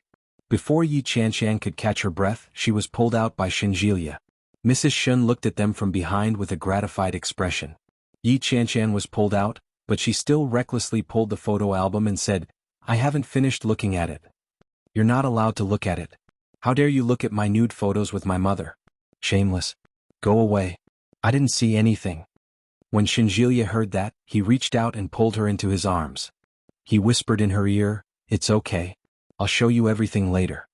When Yi Chanshan heard that, her face immediately turned red. She glared at him and said, "Shameless. How am I shameless? Don't look at it if you have the guts." As he spoke, he leaned over, not caring that he was in his own home. Yi Chanshan pinched his waist and gritted her teeth. "Your mother is still behind us." It didn't hurt, but Shinjulia wanted to wail and say, "Oh my, I'm trying to murder my husband." Her voice wasn't soft, and Yi Chanshan was startled. She turned to look at Mrs. Shen. Mrs. Shen could not help but laugh as she looked at them ambiguously with a smile. Yi Chanshan's face grew hotter and she pushed him away. "Get lost." Shinjulia quickly leaned forward again. "Why are you scramming? This is my house. Come on, I'll take you to wash your hands and have dinner." The two of them pulled each other into the kitchen. Yi Chanshan felt extremely awkward and whispered, "Can you restrain yourself a little? Your parents are here." "Restrain what?" Shinjulia pressed his head against her shoulder and said in a low voice, "I'm already very restrained. I almost kissed you when I was hugging you just now." Yi Chanshan felt even more humiliated. She turned her head and said, "You?" Before she could say anything, Shinjulia suddenly leaned in and planted a kiss on her lips. His voice was very loud and Yi Chanshan was stunned. She immediately reacted and reached out to pat him. Shinjulia took a step back and held her hand with a smile. He said, all right, let's wash our hands." Shin Longyue and his wife as well as Nanny He were all watching from behind. Chapter 1822. I heard she's Yuyu's older sister? Shin Longyue looked at his wife and said, "They do look alike, but Chanshan's face is a little rounder." "Yes, Mom seems to like her very much. She had a good chat with her in the room just now." When Shin Longyue heard that, he smiled and nodded his head. He looked at Yi Chanshan and Shinjulia, who were washing their hands in the kitchen. "Mom rarely likes a young girl so much. It's not easy." Mrs. Shin looked at her husband with a smile and said softly, "Let's go wash our hands and eat." Shin Longyue smiled, stood up and reached out to his wife.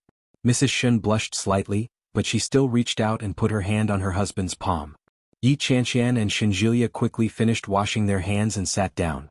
The more Nanny He looked at the girl, the more she liked her. She said, "Chanshan, these are all dishes from Auntie He's hometown.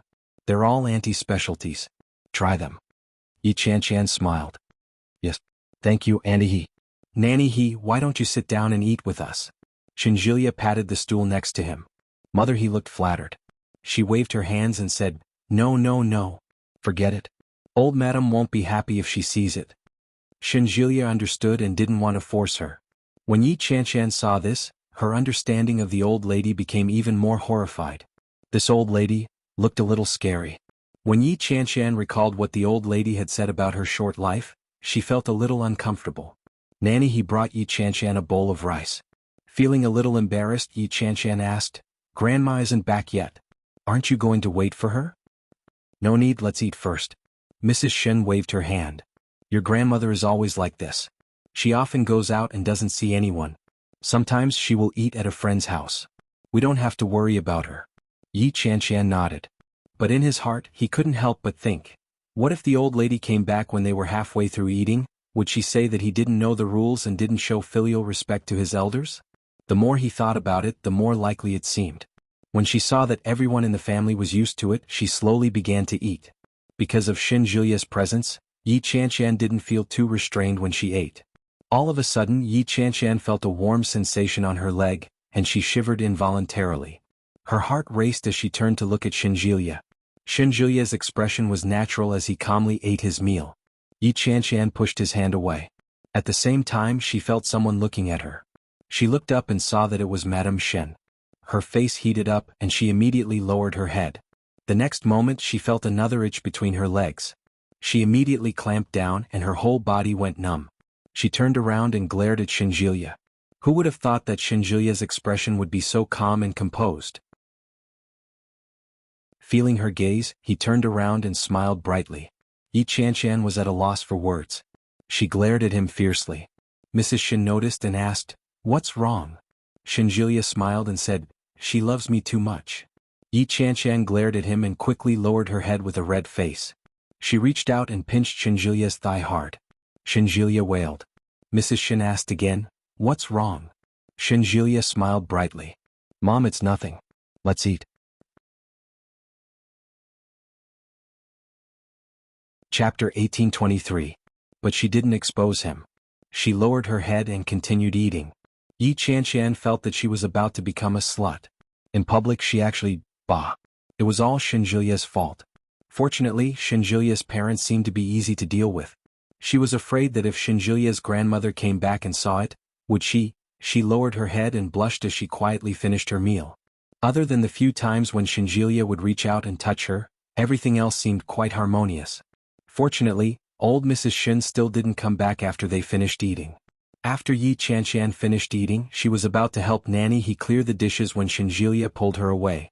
Shinjuya's parents were looking at them ambiguously, which made Yi Qianshan feel even more guilty.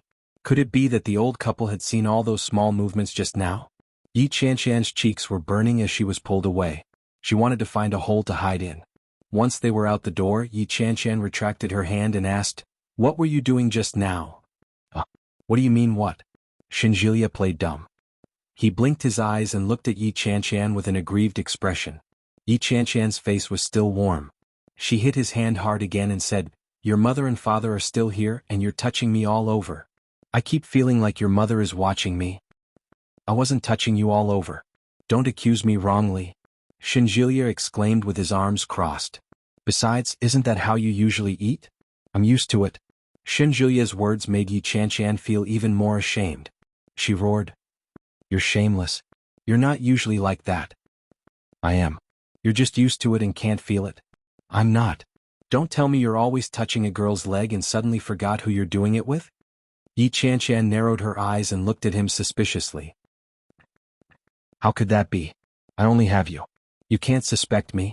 Shinjuya held Yi Qianshan in his arms and quickly began to express his loyalty. Yi Qianshan looked at him and snorted, but she couldn't help but smile. Shinjuya saw the smile on her face and his lips curled up.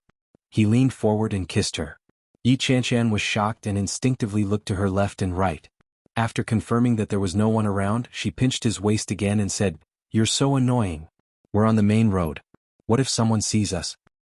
"What's wrong with being seen? I'm kissing my own girlfriend, can't I?" He held Yi Qianshan's hand and pulled her into his arms. "No one usually comes here. Give me a kiss." Yi Qianshan's eyes lit up. "No." Yi Qianshan turned to leave. How could Shinjuya allow that? He pulled her over and held her in his arms. Then he kissed her passionately. Shinjuya skillfully penetrated her and squeezed her tighter and tighter. Yi Qianshan struggled for a moment, but it was futile. She looked to her left and right to make sure no one was coming before she closed her eyes. As she passively endured such a passionate kiss, Yi Qianshan felt an unprecedented sense of excitement. This was the first time he had acted so presumptuously on the main road. If someone saw this, it would definitely be very awkward. "Ayaya, isn't this our neighbor little Shinshin?" A teasing voice sounded like that of a woman. Yi Qianshan was shocked and instinctively pushed Shinjuya away. Chapter 1824. When he turned his head, he saw a woman in her 30s. She had a head of yellow curly hair and looked more mature. She looked at Shinjuya mockingly and said, "Oh my, it's really you. Can't you control yourself in public?" When Shinjuya saw that it was her, he rolled his eyes and said, "Hey, can you not interrupt me? Do you know how difficult it is to trick my wife into giving me a kiss?" The woman also had a look of disdain on her face. "Wife, are you married? Why didn't I know about it? So, I'll call you when I get married." Yi Qianshan tried her best to cover her face with her hair. Her face was so red that it looked like she had applied layers of blush. She was so embarrassed that she couldn't lift her head. It was one thing to be seen, but judging from Xinjilia's tone, they seemed to be very close. The woman looked at Yi Qianshan and said, "Oh, it's a beauty. Aren't you going to introduce her to me?"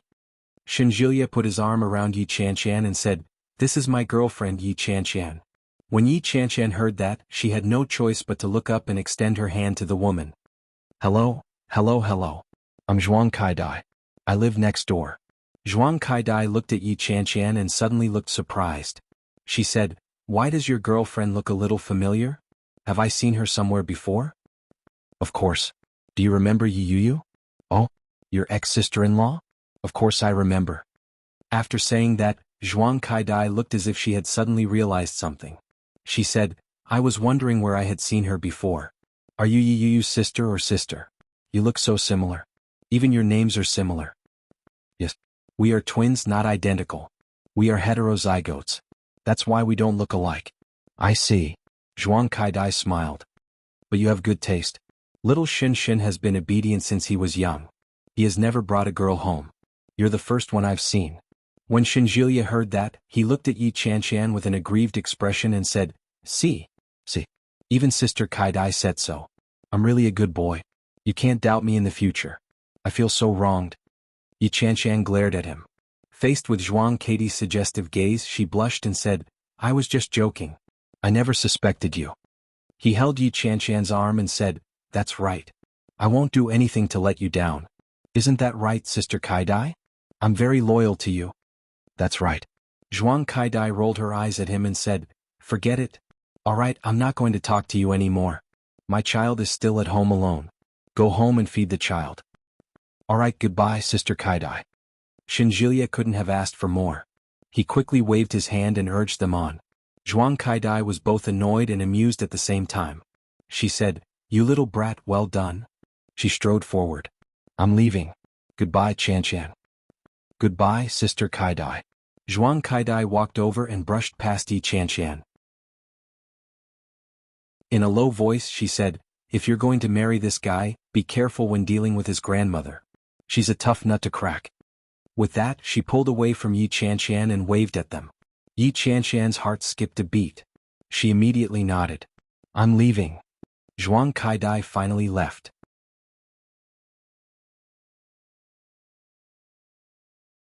Chapter 1825. What should I do? What should I do? She didn't know what to do at all. Yi Qianshan was a little absent-minded. Xinjilia quickly noticed. He looked at her and asked, "What's wrong?" Xinjilia's eyes lit up like stars. They were so bright that it moved her.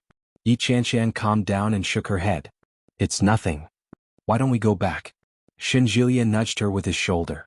His eyes were filled with lust and excitement. They were tinged with an extremely ambiguous color. When Yi Qianshan saw the look in his eyes, she knew what he was up to. Yi Qianshan glared at him and turned to leave. "No, it's a mess." Hey. What a mess. Watch what you say." Xinjilia called out from behind. He strode to catch up with her and crouched down to look at her face. Then, as if he was surprised, he shouted, "Wow, why are you blushing? I mean, I've been working overtime all day. I'm very tired." Yi Qianshan took large strides and walked around him as she continued forward. Xinjilia followed and shouted, "Where are you going?" "There's a small park in front of us." As soon as he said that, he seemed to realize something. He looked at her with disgust and shyness and said, "You're so disgusting. How could you have such a perverted idea?"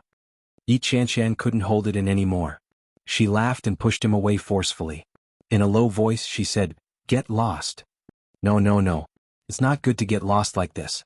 What if someone sees us?" Xinjilia didn't know what was good for him. He leaned over and pulled her. "Let's go back. I'm sleepy." Yi Qianshan saw the dark circles under Xinjilia's eyes. She pursed her lips and nodded. The villa was huge. Xinjilia led Yi Qianshan around before they returned home. Shenlongyue was sitting on the sofa watching TV. Nanny he had already finished washing the dishes and was tidying up the house. When she saw them, she smiled and nodded at them. "Hello, uncle." "Hello, Nanny he." Yi Qianshan greeted politely and followed Xinjilia in. Xinjilia had already entered his room and turned on the lights as soon as he entered. Yi Qianqian had originally thought that Shinjilia's room would be decorated in a similar way. But who would have thought that it would be so different? A classic man's room. The first thing he saw when he walked in was an archery target on the wall, a heavy metal samurai shield, a Japanese army knife, a Swiss army knife, and a gun? Yi Qianqian walked in and stared at the AK hanging on the wall. Her eyes widened and she asked, "Is this gun real?" Shinjilia glanced at it and chuckled. As he undressed he said, "Of course it's fake." Yi Qianqian followed his voice and looked in the direction of his voice. She saw what he was doing and took a cautious step back. "What are you trying to do?" Shinjilia turned his head and smirked.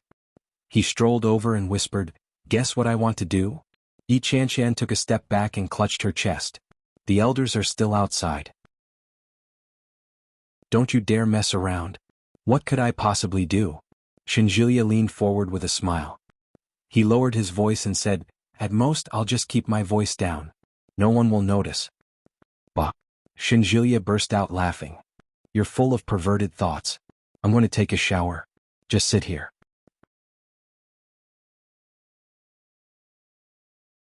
Chapter 1826. Yi Qianqian was startled. She stepped back, but he had already wrapped his arms around her and started kissing her. Yi Qianqian struggled a little. Shinjilia held her firmly in his arms and slammed her onto the bed in an instant. "You." Yi Qianqian had just gotten a chance to speak, but before she could say a word, her mouth was sealed again. Shinjilia's upper body was bare. He spread his legs apart and pressed her beneath him. Hot kisses flowed along her neck. Yi Qianqian looked up and gasped uncontrollably. She put her hand on his back and patted him gently. "You. Mom and Dad are outside." "That's not good." Shinjilia pressed his lips against her chin. He gently sucked on it and mumbled, "They won't come in." Yi Qianqian rubbed his hair.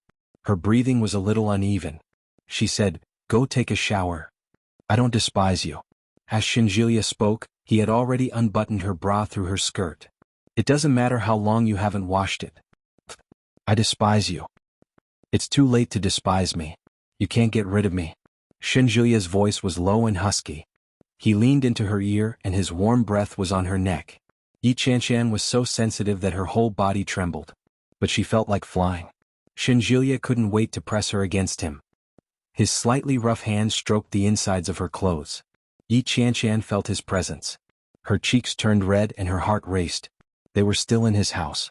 If his family found out, would they think that she was very lewd? Shinjilia didn't seem to be aware of it.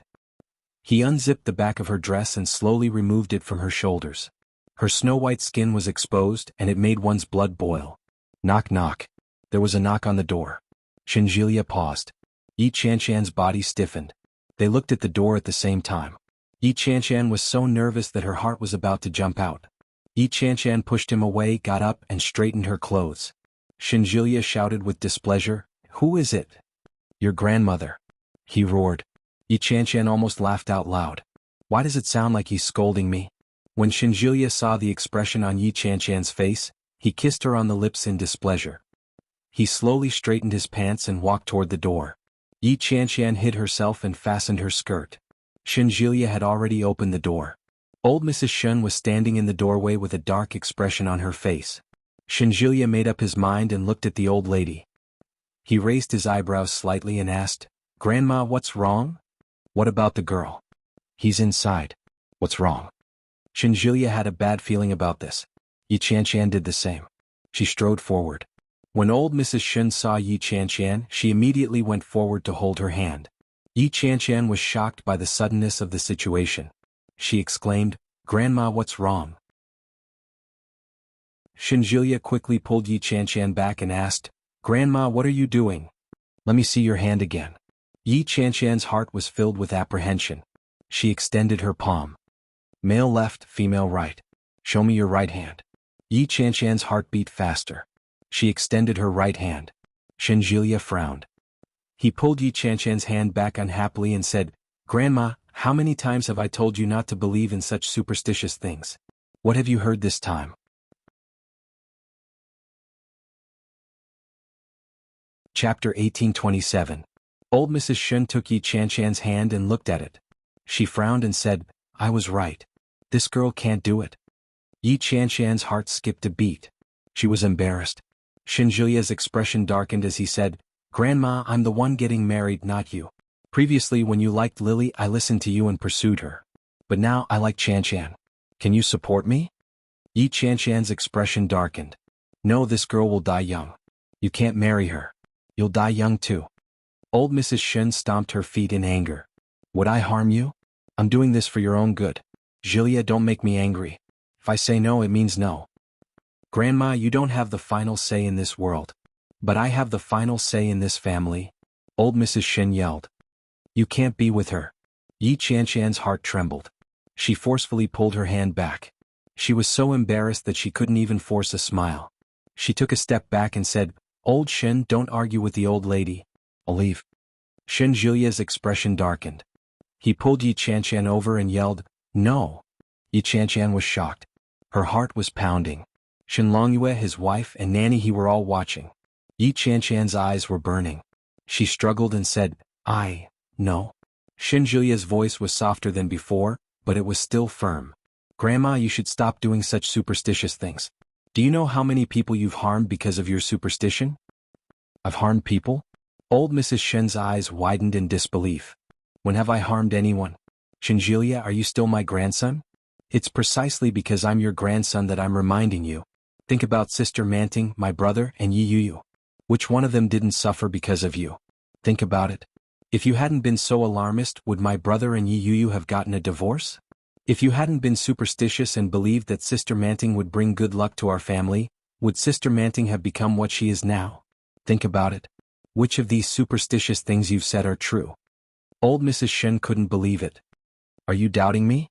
Yes, Grandma, I really don't believe in these things. This is the era of science. I can explain to you what you're thinking with medical science. Old Mrs. Shen stomped her foot in anger. You little rascal. I didn't make you a doctor to deal with your grandmother. No matter what, I'm a doctor now and I believe in science. Chan is my woman and I will be responsible for her. Today, I brought her home just to tell you that I'm going to get married. I'm going to have a wife. This is just a notice, not an application. Whether you agree or not, I'm going to marry this woman. Shen Julia's tone was very firm. He stared at his grandmother without the slightest hint of wavering. Yi Chan hadn't expected Shen Julia, who usually seemed so frivolous, to say something like that at a critical moment. His heart felt warm, but at the same time he felt a little uncomfortable. His heart felt like it was being grabbed by a hand, and he felt so suffocated that he felt like he was suffocating. She thought that the most difficult part was over, and that she would be able to enter the marriage hall without any hindrance like an ordinary person. Chapter 1828. I'm doing this for your own good. Why do you have to be so stubborn? Old Mrs. Shen gritted her teeth. I've already told you that this girl has a short life. I'll go to an old friend. She won't live past 28. That's impossible. Shen Julia's face darkened. Grandma, you have to be so alarmist. Be careful that I don't fall out with you. Old Mrs. Shen looked at Shen Julia and trembled with anger. She shouted, You? How can you treat your grandma like this? I'm telling the truth, Grandma. You have to accept reality. Besides, it's impossible for me and Chan to separate now. Shen Julia held Yi Chan in his arms and looked around. He enunciated each word clearly. Chan is pregnant. I can't wait any longer. I want to get married as soon as possible. Yi Chan was instantly stunned. She turned to look at Shen Julia and reached out to touch her belly. Pregnant? When did she get pregnant? Why didn't she know? Shen Julia seemed to feel her gaze. He lowered his head and looked at her gently. He said, I'm sorry. I couldn't help it, but I really had no choice. Grandma is very stubborn. If I don't tell her the truth, I'm afraid she'll force us to break up. Yi Chan blinked. She didn't react. Everyone looked at them in disbelief. At the same time, their eyes shifted to Yi Chan's belly. Yi Chan felt goosebumps all over her body. She laughed dryly and said, Why, can't you stand it? Now, if people know that I'm pregnant before marriage, it won't be good. It's okay. I have to marry you before your belly grows up. Shen Julia looked at Yi Chan gently and said softly, I can't let you and the child down. Yi Chan couldn't stand it anymore. Under everyone's gaze, her face became redder and redder. She lowered her head and tugged at Shen Julia's clothes without saying another word. Mrs. Shen was also in disbelief. She said, Oh my God, Julia, I thought you knew what to do. Why did you Wait until now to bring it back for us to see. Shen Longyue was also dissatisfied. He frowned and said, You only brought it back now? Those who don't know better will think that the Shen family is a gangster family. Old Mrs. Shen stomped her foot, pointed at Yi Qianqian and said, This girl's palmistry and physiognomy show that she can't have children. How can she be pregnant? Julia, don't lie to me. Yi Qianqian's heart skipped a beat. Her hair stood on end and she felt guilty. She wasn't pregnant. She couldn't be clearer about it, but this old lady could tell at a glance and even concluded that she couldn't have children. Could it be? Was it really possible that she wouldn't live past 28? Pooh. Impossible. Impossible. She was in good health, how could she not live past the age of 28? But if it was true she was 26 years old this year, and there were only 2 years left before she turned 28, then Shen Julia's eyes turned cold. He held Yi Qianqian in his arms and said coldly, Nanny, you've made a mistake. Old Mrs. Shen was infuriated and bellowed, Shen Julia. Shen Julia held Yi Qianqian in his arms as he stepped back and said, We're going to bed. The fetus needs to rest. Good night, Mom, Dad. Old Mrs. Shen was even angrier. Shen Julia had actually said good night to his parents but not to her. She was obviously telling the truth. It was impossible that she was pregnant. This girl couldn't get pregnant. She knew Shen Julia's temperament all too well. If he really married the girl when the time came, he would probably be alone for the rest of his life. Chapter 1829. However, Shen Julia was a stubborn man. How was she going to convince him? Old Mrs. Shen was so worried that her freshly dyed black hair was about to turn white. She stared at her grandson's room door and stomped her feet in anger. When Shen Longyue saw old Mrs. Shen's reaction, he stepped forward and said, Mom, the children and grandchildren have their own happiness. As elders, we shouldn't interfere too much. I'm doing this for his own good. When have I ever harmed my own family? Old Mrs. Shen yelled anxiously. Shen Longyue didn't say anything. He pulled her and said, All right. Let's go to sleep. The children are going to sleep too. But, go. Old Mrs. Shen was at a loss for words. She turned her head back to look at Shen Julia's room 3 times with every step she took. In the end, she walked back into the room. Shen Longyue walked back to the sofa. Mrs. Shen and Nanny He were already sitting on the sofa. Seeing Shen Long come over, Madame Shen said, I don't think this child will be short-lived. Although I don't understand these things, this girl looks like she has good fortune. Her life isn't short either. How could she be short-lived? Hearing that, Nanny He chimed in and said, I think so too. This girl is very sensible. Besides, didn't old Madame say that she can't have children? Isn't she pregnant now? Shen Longyue took a sip of tea and snorted. Do you really think it's true? I'm afraid it's just something that Julia made up. In fact, Mrs. Shen was also suspicious. Hearing her husband's words, she was even more certain. She asked, Why didn't you say anything just now? The son will make his own decisions. As his elders, we just need to support him. Shen Longyue put down the teacup. It's rare for our son to like this girl so much. I also think that she's not bad. If we listen to our mother, I'm afraid it won't be appropriate. That's right. Didn't you say that young miss would be blessed? In the end, young master. Nanny He immediately realized that something was amiss and stopped. But after thinking about it, she continued, Now she's living alone outside with a pregnant belly. It's not easy. Is this considered blessed? Young miss has suffered all her life and thought that she would be able to enjoy a good life once she came to our home. In the end, isn't this the end? Shen Longyue lit a cigar and frowned, but he didn't say anything. Mrs. Shen sighed and said, Perhaps Manting's good fortune hasn't arrived yet. She's already 30 years old. Half of her life has passed.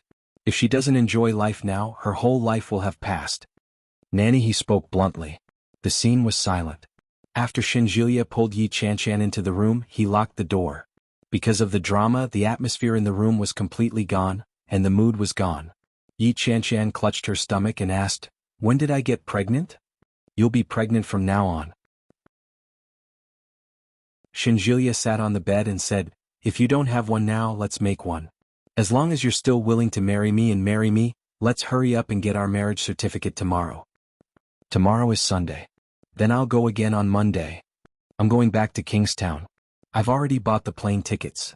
Yes, let's go to the Civil Affairs Bureau and take a day off. Shen Julia stood up and wrapped his arms around her waist. He gently kissed her on the lips. I'm sorry for making you feel aggrieved just now. I didn't know that Grandma would suddenly say something like that. Yi Qianshan smiled bitterly. I was still mentally prepared. Yu was tortured so badly by your grandmother, so there's no reason that everything would be smooth sailing for me. Now that I've finally confirmed it, it's not going to be smooth sailing.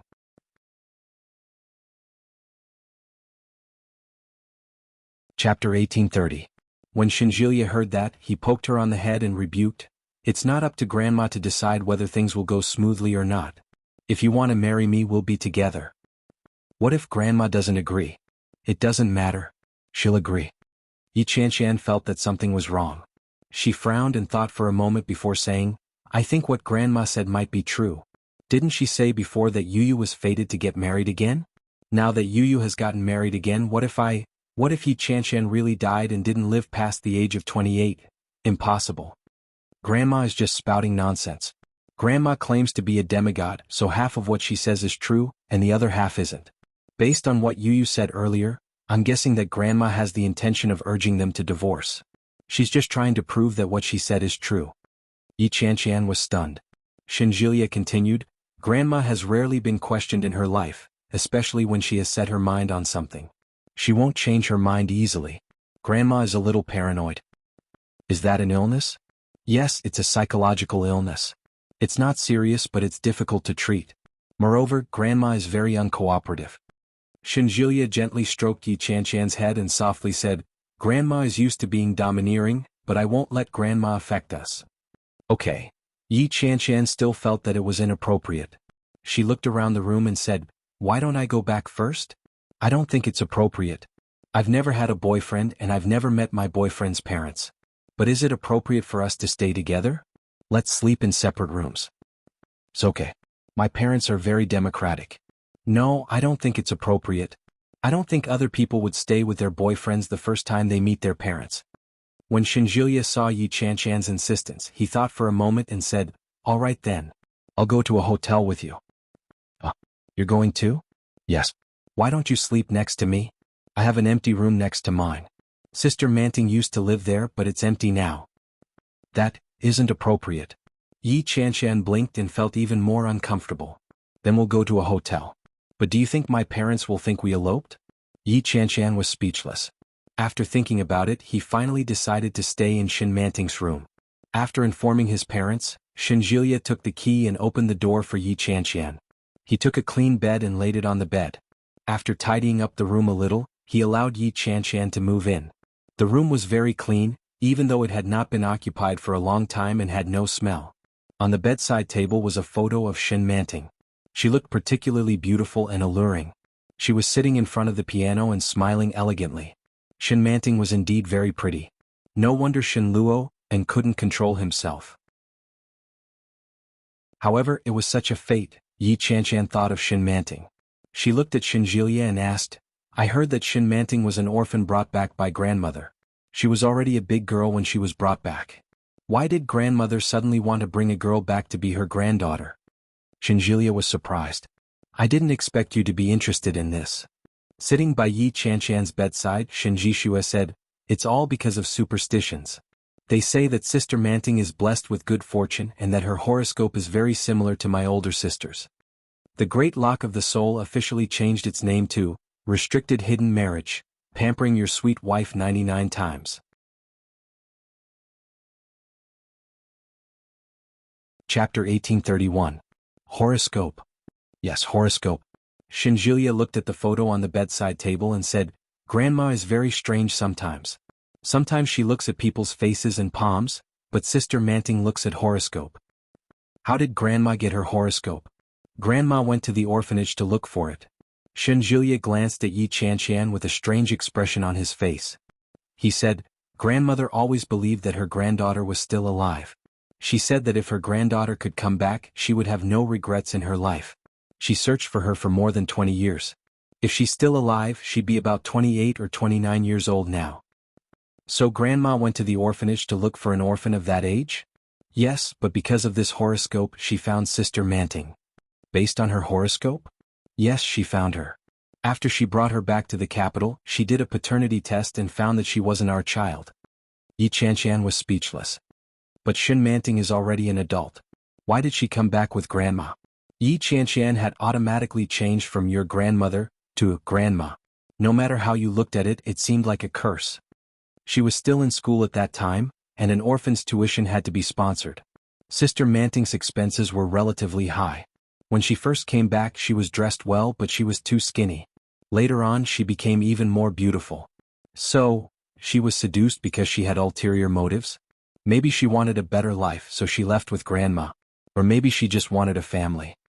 Shinjulia held Yi Qianqian's hand and said with sympathy and regret, she was too lonely living. Achoo. It was a scorching hot day, but Shin Manting sneezed. It was late, but the stack of papers was still unmarked. Shin Manting's eyelids were fighting to stay open. She yawned and suddenly felt the little guy kick her in the stomach. Shin Manting's yawn was interrupted, but her lips were filled with a happy smile. Shin Manting gently stroked her belly. Her heart was warm. Fortunately, the baby was with her now. Finally, it was 11:30 p.m. Shin Manting tidied up the papers and put them away before walking into her small bathroom. Ever since old Mrs. Shin's last visit, Shin Manting had gritted her teeth and changed her residence. From the easternmost side of the village to the westernmost side, he even specifically told the villagers that if anyone came to look for him, they must tell them that he had moved away. The people who lived there were all uncles and aunties. Shin Manting had a close relationship with them, so they were very willing to help her with this small favor. Although the monthly rent was 100 yuan, the small house was bigger and closer to the town, so she could earn some extra money from the summer cram school. Speaking of which, it was a blessing in disguise. After taking a shower, Shin Manting felt extremely sleepy. Shin Manting's 5-month-old belly was not obvious on her tall and strong body. It was just that his waist was a little sore sometimes, but other than that it was not a big problem. Fortunately, the baby was very obedient and only vomited a few times. Chapter 1832. It was a 15-minute drive from the town to the village. It was not far, but it was not close either. Shin Manting paid the fare, and someone immediately offered her a seat. After thanking the driver, Shin Manting arrived at her destination without a hitch. The scenery along the road was beautiful, and the morning air in the countryside was refreshing. When she arrived at the town, Shin Manting got out of the car and went to the summer cram school with her test paper. However, she didn't expect to see a familiar figure at the door before she entered the school. A tall man was leaning against the stone pillar at the door of the cram school with a cigarette between his fingers. The smoke was rising, and it was hard to see his face clearly under the glaring sun. When he saw Shin Manting coming over, the man straightened up, put out the cigarette and walked over slowly. Shin Manting felt as if her heart was hit hard by something, and she almost suffocated. She stepped back and almost at the same time, Shin Manting wanted to escape. Shin Luoan's eyes darkened, and he shouted in a low voice, "Shin Manting." However, when Shin Manting heard his voice, she quickened her steps. Shin Luo, and rushed forward and reached Shin Manting in a few steps. He grabbed Shin Manting's arm. "Ah!" Shin Manting screamed and struggled frantically. Shin Luo, and held her down with both hands and whispered, "That's enough. Calm down." Shin Manting couldn't stand it anymore. Her heart was pounding like a hammer and she shouted, "Let me go. Who are you?" The cram school was located in the bustling area of the town, and there were many people coming and going. When they heard the shout, many people looked over. Someone recognized Shin Manting and immediately came over and shouted, "What are you doing? Let go. Everyone catch him." Shin Luoan's face darkened when he heard that and he shouted, "I'm her husband and I'm here to take her home." "I'm not. He's not." Shin Manting shouted loudly, "I don't know him at all. Let me go." Shin Manting's words made the people around more vigilant. They all came over and said, "What are you doing? Are you trying to abduct a woman? I've seen this kind of scam many times. You can't fool me." A rough man came up and threatened. Shin Luo, and was a weak doctor who spent most of his time in the operating room and laboratory. How could he deal with such a situation? When Shin Manting saw more and more people around, she felt relieved. She looked at Shin Luo, and then shouted angrily, "Let me go or you'll be in serious trouble." "Manting, let's talk." Compared to Shin Manting, Shin Luo, and was much calmer. "The child can't live without a father. Let's talk first. Whether you want to go back with me or not is up to you. Tell them to go away first." This kind of formation was indeed a little terrifying. Shin Manting looked around at the many men who had gathered around and were ready to make a move. She knew that this was no joke. Pursing her lips, she nodded and said, I'm sorry, big brothers. He is the father of my child. But he was not her husband, much less her lover. When the surrounding people heard this, they were also suspicious. They said, "Big sister, don't be afraid of him. We're all trained. Just shout and we'll help you take care of him." No need, no need. I'm serious. Thank you, brother. Upon hearing Shin Manting's words, the men walked away. Shin Luo and looked at Shin Manting with cold eyes. He glanced at her belly and said, "You've grown up. You're pregnant with my child, yet you don't want to live a good life. What are you doing in this shabby place?"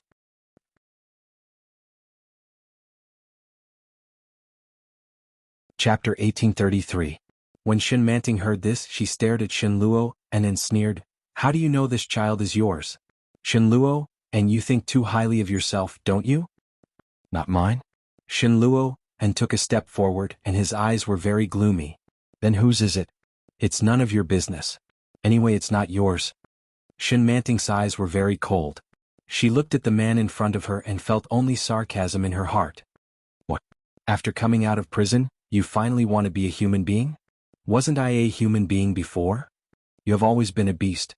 Shin Manting's tone was harsh and she sneered coldly. Shin Luo and was not annoyed. He looked at her calmly and asked, "If I am a beast, then what is it that is being pressed by a beast?" Shin Manting gritted her teeth and subconsciously stroked her belly. She whispered angrily, "Don't talk nonsense with me. What do you want?" "Take my child home." Shin Luo and put his hands in his pockets and looked at Shin Manting. "Anyway, this child will be my first child. I don't want him to live outside without a name. I said this is not your child." Shin Manting looked at Shin Luo and with a sarcastic smile. "Do you think I will keep a child for you? You are too naive, Shin Luo-an." He gritted his teeth and sneered, "You can't change anything even if you talk big. Come back with me. I'll give you a good life. It'll be better than before. You can have whatever you want." Shin Luo and knew that Shin Manting was speaking out of anger, but he couldn't help getting angry. "No need." Shin Manting looked at Shin Luo, and as if she was looking at a fool. "Why do you think I will go back with you? To tell you the truth, every time after sex I will take the morning after pill, so it can't be your child." Shin Luo and tightly pursed his lips and stared at Shin Manting, trying to see a little guilt on her face. But Shin Manting's expression at the moment was full of sarcasm, as if she was laughing at him for overestimating himself and laughing at his wishful thinking. Shin Luo An's anger surged. He gritted his teeth and growled, "You're courting death. That's strange. If it's not your child, then it's seeking death?" The sarcastic smile on Shin Manting's face became even more radiant. She said, "I shouldn't have anything to do with you in the first place, brother." He stared at Shin Manting's bare face. Even though she didn't have any makeup on, her facial features were still very delicate. His complexion did not look too good, and his lips were a little pale. However, it was this face that made Shin Luo-an's heart clench in pain. Shin Manting wasn't supposed to be like this. She was like a canary in his cage. Every day she was bright and beautiful. Every move she made had an infinitely enchanting elegance. Now, in this small place, she had become a pregnant woman in the countryside. It shouldn't have happened. But what he shouldn't have done the most was that she had called him brother. Brother? Shin Luo and put his hands in his pockets and took a step forward. "Have you ever seen a brother and sister in bed?" "I hadn't seen it before I met you. After I met you, I realized that there are more than just people in the world who walk on their feet," Shin Manting sneered. "It turns out that there are also some beasts in human clothing." Chapter 1834. "Do you think you can finish scolding me?" Shin Manting curled her lips and was about to enter the cram school. "I can't finish scolding you. This child has nothing to do with you. If you don't have anything else to say, you should go back. I think our relationship is a little awkward now. It's better not to see each other, lest my husband sees us and causes unnecessary misunderstandings." "You have a husband?" Shin Luo and frowned and asked sharply, "When did this happen? Do I need to report to you when I have a husband?" Shin Manting's face turned cold. "Who do you think you are?" Shin Luo and suppressed his anger and said calmly, "Forget it. I'm not here to quarrel with you today. If you have something to do, you go ahead. I'll wait for you here." "Don't wait for me. I also have a serious job. I have to work here until night." "You're a pregnant woman. You have to work until night?" "Can't a pregnant woman work until night?" Shin Manting's expression didn't look good. She turned around and left. Work in the cram school was actually very easy. The students who came to the cram school were from relatively well-off families in the town or children who didn't have good grades. They were usually between the ages of 8 to 15, and the boys were more mischievous. Therefore, Shin Manting only graded homework in the office, helped with the grading of test papers, and occasionally took over when the teacher took a break. However, Shin Manting was a little absent-minded at work today. The thought that Shin Luo and might be waiting for her outside made her feel uncomfortable. She was nervous and afraid. Shin Luo and was a person that she had to guard against. Shin Manting subconsciously stroked her belly. Her heart was beating very fast. What should we do? Baby, your father is coming to take us back. Yi Qianshan rested in Shin Manting's room for the night and woke up early the next day. She looked at the time. It was only 7 o'clock. She looked around the room. It was very simple. The cabinet at the bedside was locked. There must be something important in it. Yi Qianshan was always curious about Shin Manting. This woman had a lot of stories and was very courageous. She chose to escape after knowing that she was pregnant. She went all the way to a small village in Jiangnan. When Shinjilia told her about it the night before, Yi Qianshan was shocked. If it had been him, he might have just aborted the child or simply made a compromise and stayed in this place. After all, the Shin family seemed to treat her quite well. It was only after these thoughts flashed through her mind that she suddenly remembered that there was still Shin Luo Han. Forget it, I'll take back what I just said. She got up and found a new set of toiletries in the bathroom of the suite. After cleaning herself up, she changed into a clean set of clothes and walked out. Outside, Shin Longyue and Mrs. Shun were already sitting at the dining table. Shin Longyue was reading the newspaper, while Mrs. Shun was carefully spreading jam on the bread. Hello, Uncle Auntie. When Mrs. Shun saw Yi Qianshan walking out of Shin Manting's room, she was a little surprised and asked, Jilia? You're still asleep, aren't you? Yi Qianshan glanced behind her.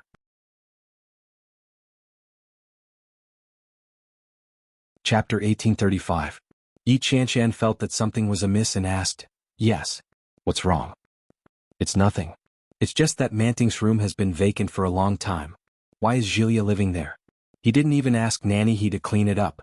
It's all right, Auntie. It's quite clean and comfortable inside. Jilia brought me a set of clean bedding. I lay down and fell asleep. Yi Qianshan smiled innocently. Mrs. Shin's expression visibly relaxed. This made Yi Qianshan even more curious. Was there something in Shin Manting's room that couldn't be seen by others? Everyone in the family was having breakfast. Nanny He went to Shinjilia's room to call for him. She called him twice before there was a response. After about 10 minutes, Shinjilia came out in his pajamas. He looked like he had just woken up. Good morning, Dad. Good morning, Mom. Good morning, Nanny He. Shinjilia yawned and said, Good morning, wife. Yi Qianshan was a little embarrassed. In the words of Northerners, wife was equivalent to wife. Yi Qianshan blushed slightly. She sat by the side and took the breakfast that Nanny He had prepared for her without saying a word. Shinjilia sat next to Yi Qianshan naturally. He glanced at her and asked, Where's Grandma? She's still in the room. I just went to call her, but she seems to be in the middle of a divination. Nanny He whispered. Old people always think too much. You young people don't have to worry so much. This is the era of science. It's better not to believe in such superstitious things. We won't believe it. No matter what, Grandma has ruined my brother and sister Manting. I won't believe in such nonsense again. Shinjilia took the breakfast that Nanny He handed him and asked, By the way, where has my brother been recently? I heard that he's on a business trip. Who knows? He often disappears without a trace. Shin Longyue was reading the newspaper. When he spoke, he put the newspaper away and said, Take good care of Qianshan. Since she's pregnant, there are some things that you have to pay attention to. I have an important meeting in the next 2 days, so I have to go on a business trip. The day after tomorrow, we'll visit Qianshan's house and propose marriage. Yi Qianshan couldn't react. Was she pregnant? She felt guilty and glanced at Shinjilia. She didn't know what Shinjilia's skin was made of, but he looked very calm. He nodded his head and said, Sure. Qianshan still has to go back to work. She'll be returning to Kingstown tomorrow. I have to go back to the hospital and apply for leave.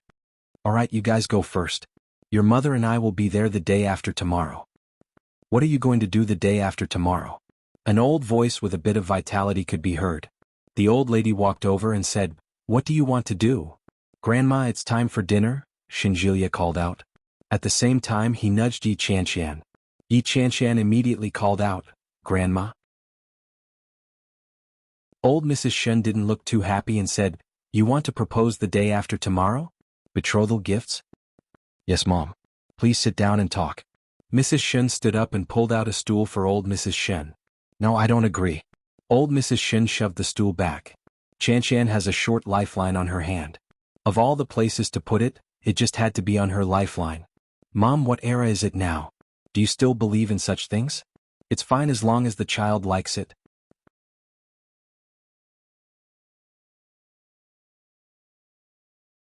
Chapter 1836. Old Mrs. Shun's words were very direct. As she spoke, she looked at Shun Longyue with an unhappy expression. Yi Chanshan felt a little awkward. She had heard from Yi Yuyu that if the old lady didn't like someone, she could be very merciless. Previously, when she liked Yu Lily, Yi Chanshan hadn't noticed this characteristic of the old lady. But now, Yi Chanshan had witnessed it clearly and had no choice but to believe it. However, to Yi Chanshan's surprise, Shinjilia had previously said that he didn't have much of a love life. She had never believed him.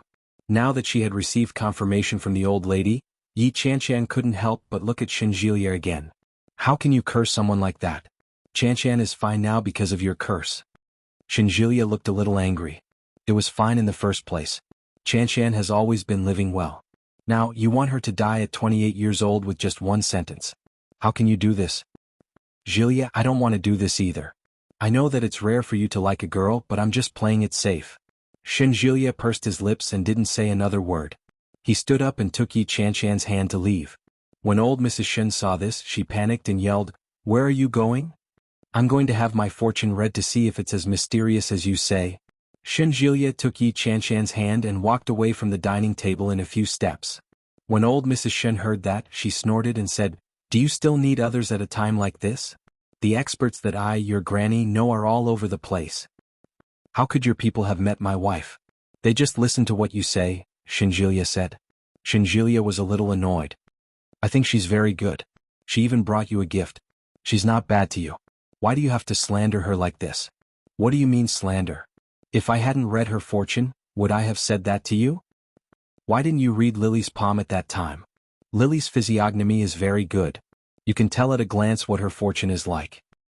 But when Chanshan first came in, you said she had the face of wealth. She did have the face of wealth, but her life was short." Old Mrs. Shun said matter-of-factly. "I can't let you marry a short-lived woman. You're so stubborn. If she really dies." "Bah." Shinjilia was furious. "Grandma, as an elder, you're cursing the younger generation. You're also a self-proclaimed half-immortal. Don't you know that's a taboo?" Old Mrs. Shun was speechless. "Grandma," Yi Chanshan suddenly spoke up. She looked at old Mrs. Shun and said, "What you're saying is that I'm destined to live a life of riches and honor, and that I'm destined to die young, right? That's what I think, and that's the conclusion I got from my old friend." Old Mrs. Shun looked at Yi Chanshan with pity in her eyes. "It's not that I don't like you, but Argelia."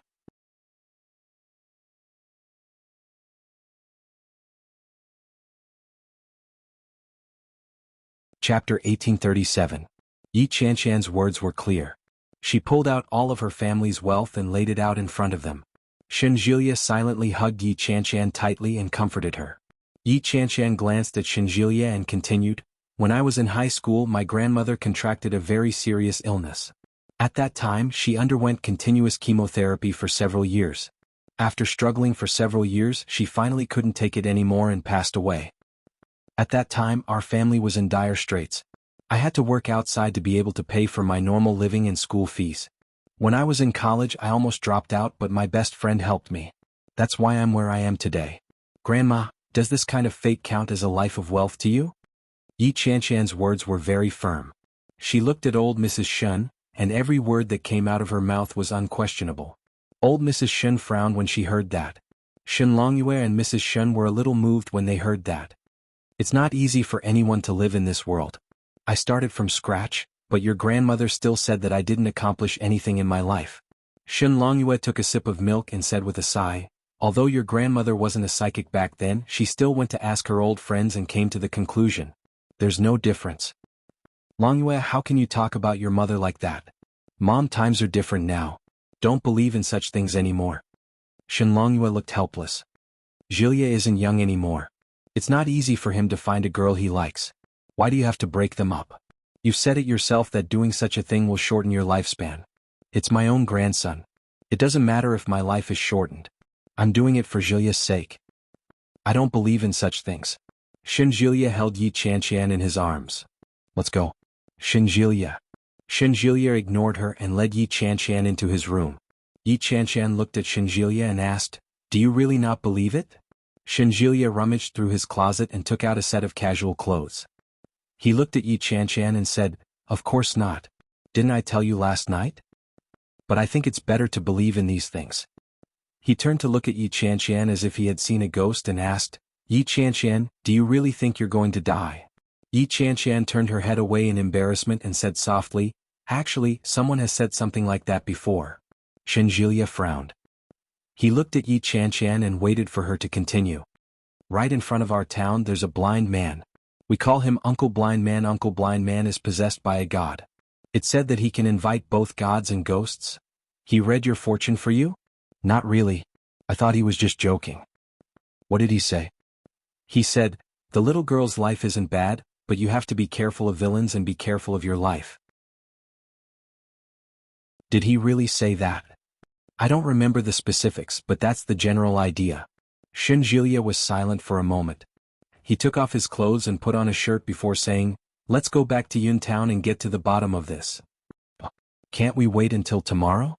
Didn't they say that they would register their marriage on Monday?"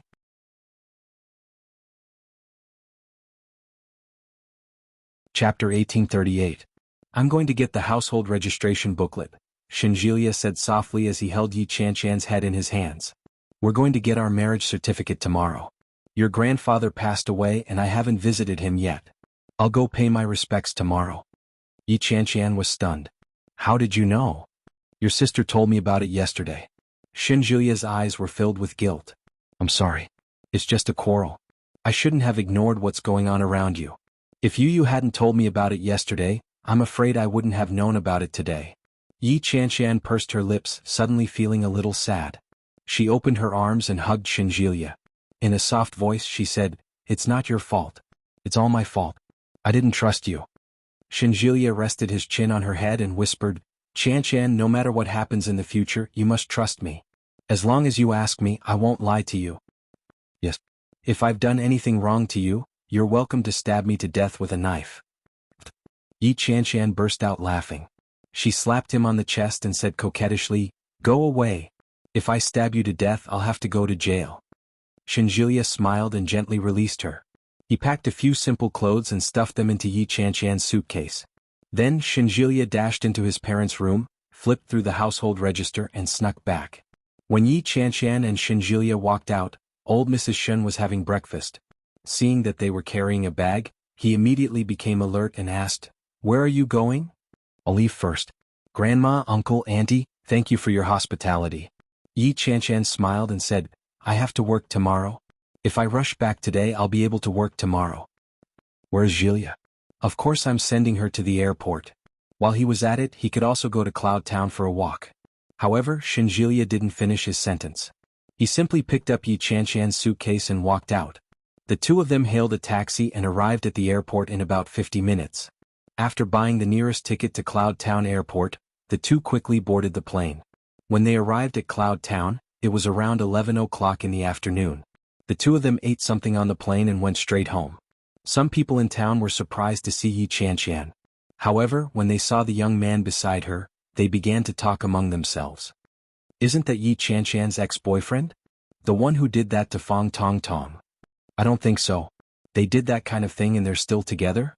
"If that's not the case, then she's changing men too quickly." Of course Yi Qianqian also noticed the gazes around them, but she didn't care. She pulled Shinjilia along and headed home. When they entered the house, Yi Zhenhua was very surprised. He looked at Yi Qianqian and Shinjilia and exclaimed, "You? Why are you together again? Didn't we break up?" Yi Qianqian was a little embarrassed. She coughed lightly and said, "I'm fine again." Yi Zhenhua looked at his daughter's blushing face and found it strange. He looked at Shinjilia with a faint smile and asked, "You're here?" "He's here." Shinjilia smiled brightly, revealing 8 neat, white teeth. "Uncle, I'm here to pay my respects to Grandpa." "Yeah. Yi Zhenhua put down the flowers in his hand and led Shinjilia inside. Grandpa's morning hall was set up in the living room. The moment he entered, he could smell the incense.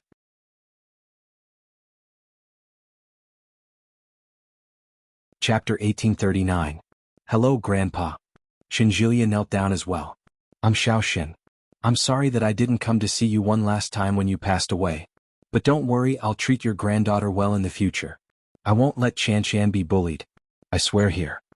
After Shinjilia finished speaking, he placed the incense sticks in the ground and kowtowed 3 times. Yi Zhenhua looked at Shinjilia intently and said, I hope you're not making empty promises. Although Qianqian is a girl, she's still a treasure in our family. Don't worry, uncle. I'll treat Qianqian well. I'm here now to tell you that I've already spoken to my family. My father said that he'll come to propose marriage in 2 days, but I want to register my marriage with Qianqian first. Shinjilia sounded very sincere when he said this. He stared at Yi Zhenhua and almost called him Dad. Yi Qianqian felt a little uneasy. She was still concerned about what Shinjilia's grandmother had said. What if she really couldn't live past the age of 28? What should she do? Moreover, according to old Mrs. Shen, it seemed that it would be very difficult for her to get pregnant. Yi Qianqian felt a little sad. She looked at Shinjilia's sincere eyes and suddenly felt that it was a little unfair to him. Old Shin, Yi Qianqian called out, interrupting Shinjilia's words. Shinjilia looked over, and Yi Zhenhua also turned his head to look at his daughter. Yi Qianqian looked at Shinjilia and said, Let's talk first. Shinjilia had a bad feeling about this. He looked at Yi Qianqian and asked, What do you want to say? Come with me. Yi Qianqian pulled Shinjilia out of the room. Shinjilia was pulled away. When he saw Yi Qianqian's solemn expression, he felt that something was wrong. Yi Qianqian pulled him into the room. Shinjilia stared at her and asked, What do you want to say? I think. When Yi Qianqian saw Shinjilia talking to her father, she felt that she had a lot to say. But now she couldn't say a word. Huh? Shinjilia raised his eyebrows. What's wrong? I think there must be some basis to what your grandmother said. After all, this kind of thing is superstition, but hasn't China believed in this for 5,000 years?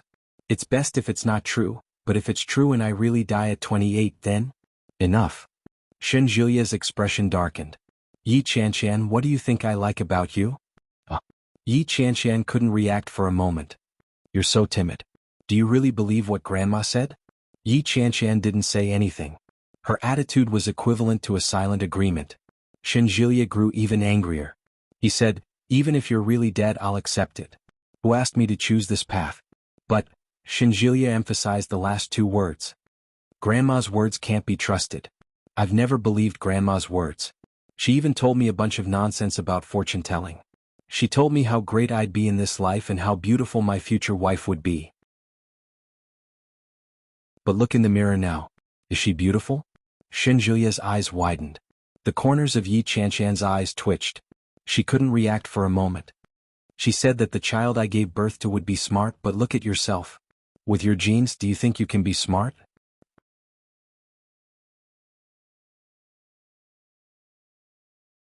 Chapter 1840.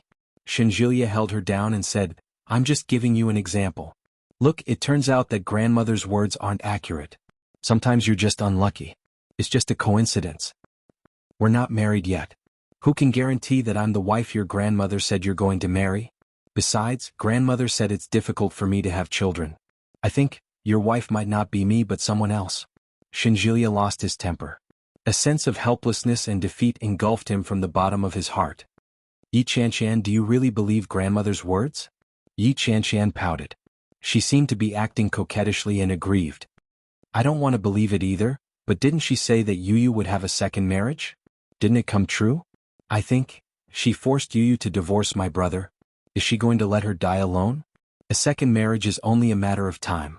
Is that so? Yi Qianqian didn't quite believe him.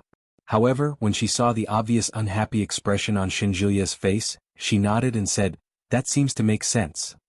Anyway, I don't believe in that. Shinjilia reached out and pinched Yi Qianqian's face. You're not allowed to believe it either. Didn't you say that there's a blind uncle in town? Let's go take a look. Now. Yeah.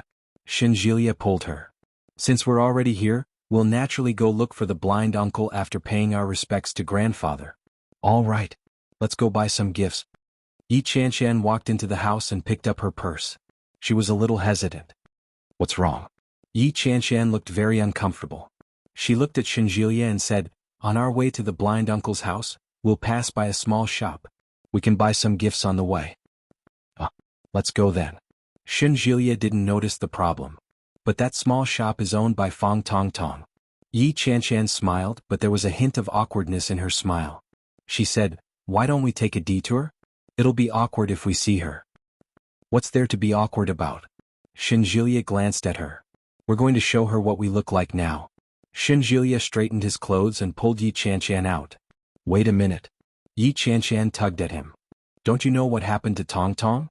How could I not know? I'm one of the people involved. Shinjilia found it funny and smiled. She confessed to you afterward, didn't she? No. Yi Qianshan could tell that Shinjilia didn't seem to know anything about Fong Tong Tong. She struggled for a moment and looked at Shinjilia. She suddenly found it difficult to speak. Shinjilia raised his eyebrows slightly. What are you trying to say? It's, when my grandfather passed away she came to look for me. Huh? She said some disgusting things to me so I chased her away. Well done. But something happened to her on her way home. Yi Qianshan's expression was grave, and Shinjilia could vaguely sense that things were not as simple as they seemed. There's a high school classmate in our town. Some time ago he came back to the town to settle down. His father has some mental problems. When he was young his wife ran away with someone. That day for some reason he was squatting in the woods. When Tong Tong passed by he dragged her in, and then, that you're tuning in to the Han Li's Wuxia Adventures YouTube channel. We're so grateful for your support and don't forget to subscribe to join us on this incredible journey through captivating stories. Your generosity through donations truly makes a world of difference, as it's the primary source of revenue that allows me to expand and enhance this channel for you. Thank you from the bottom of my heart for being a part of this adventure.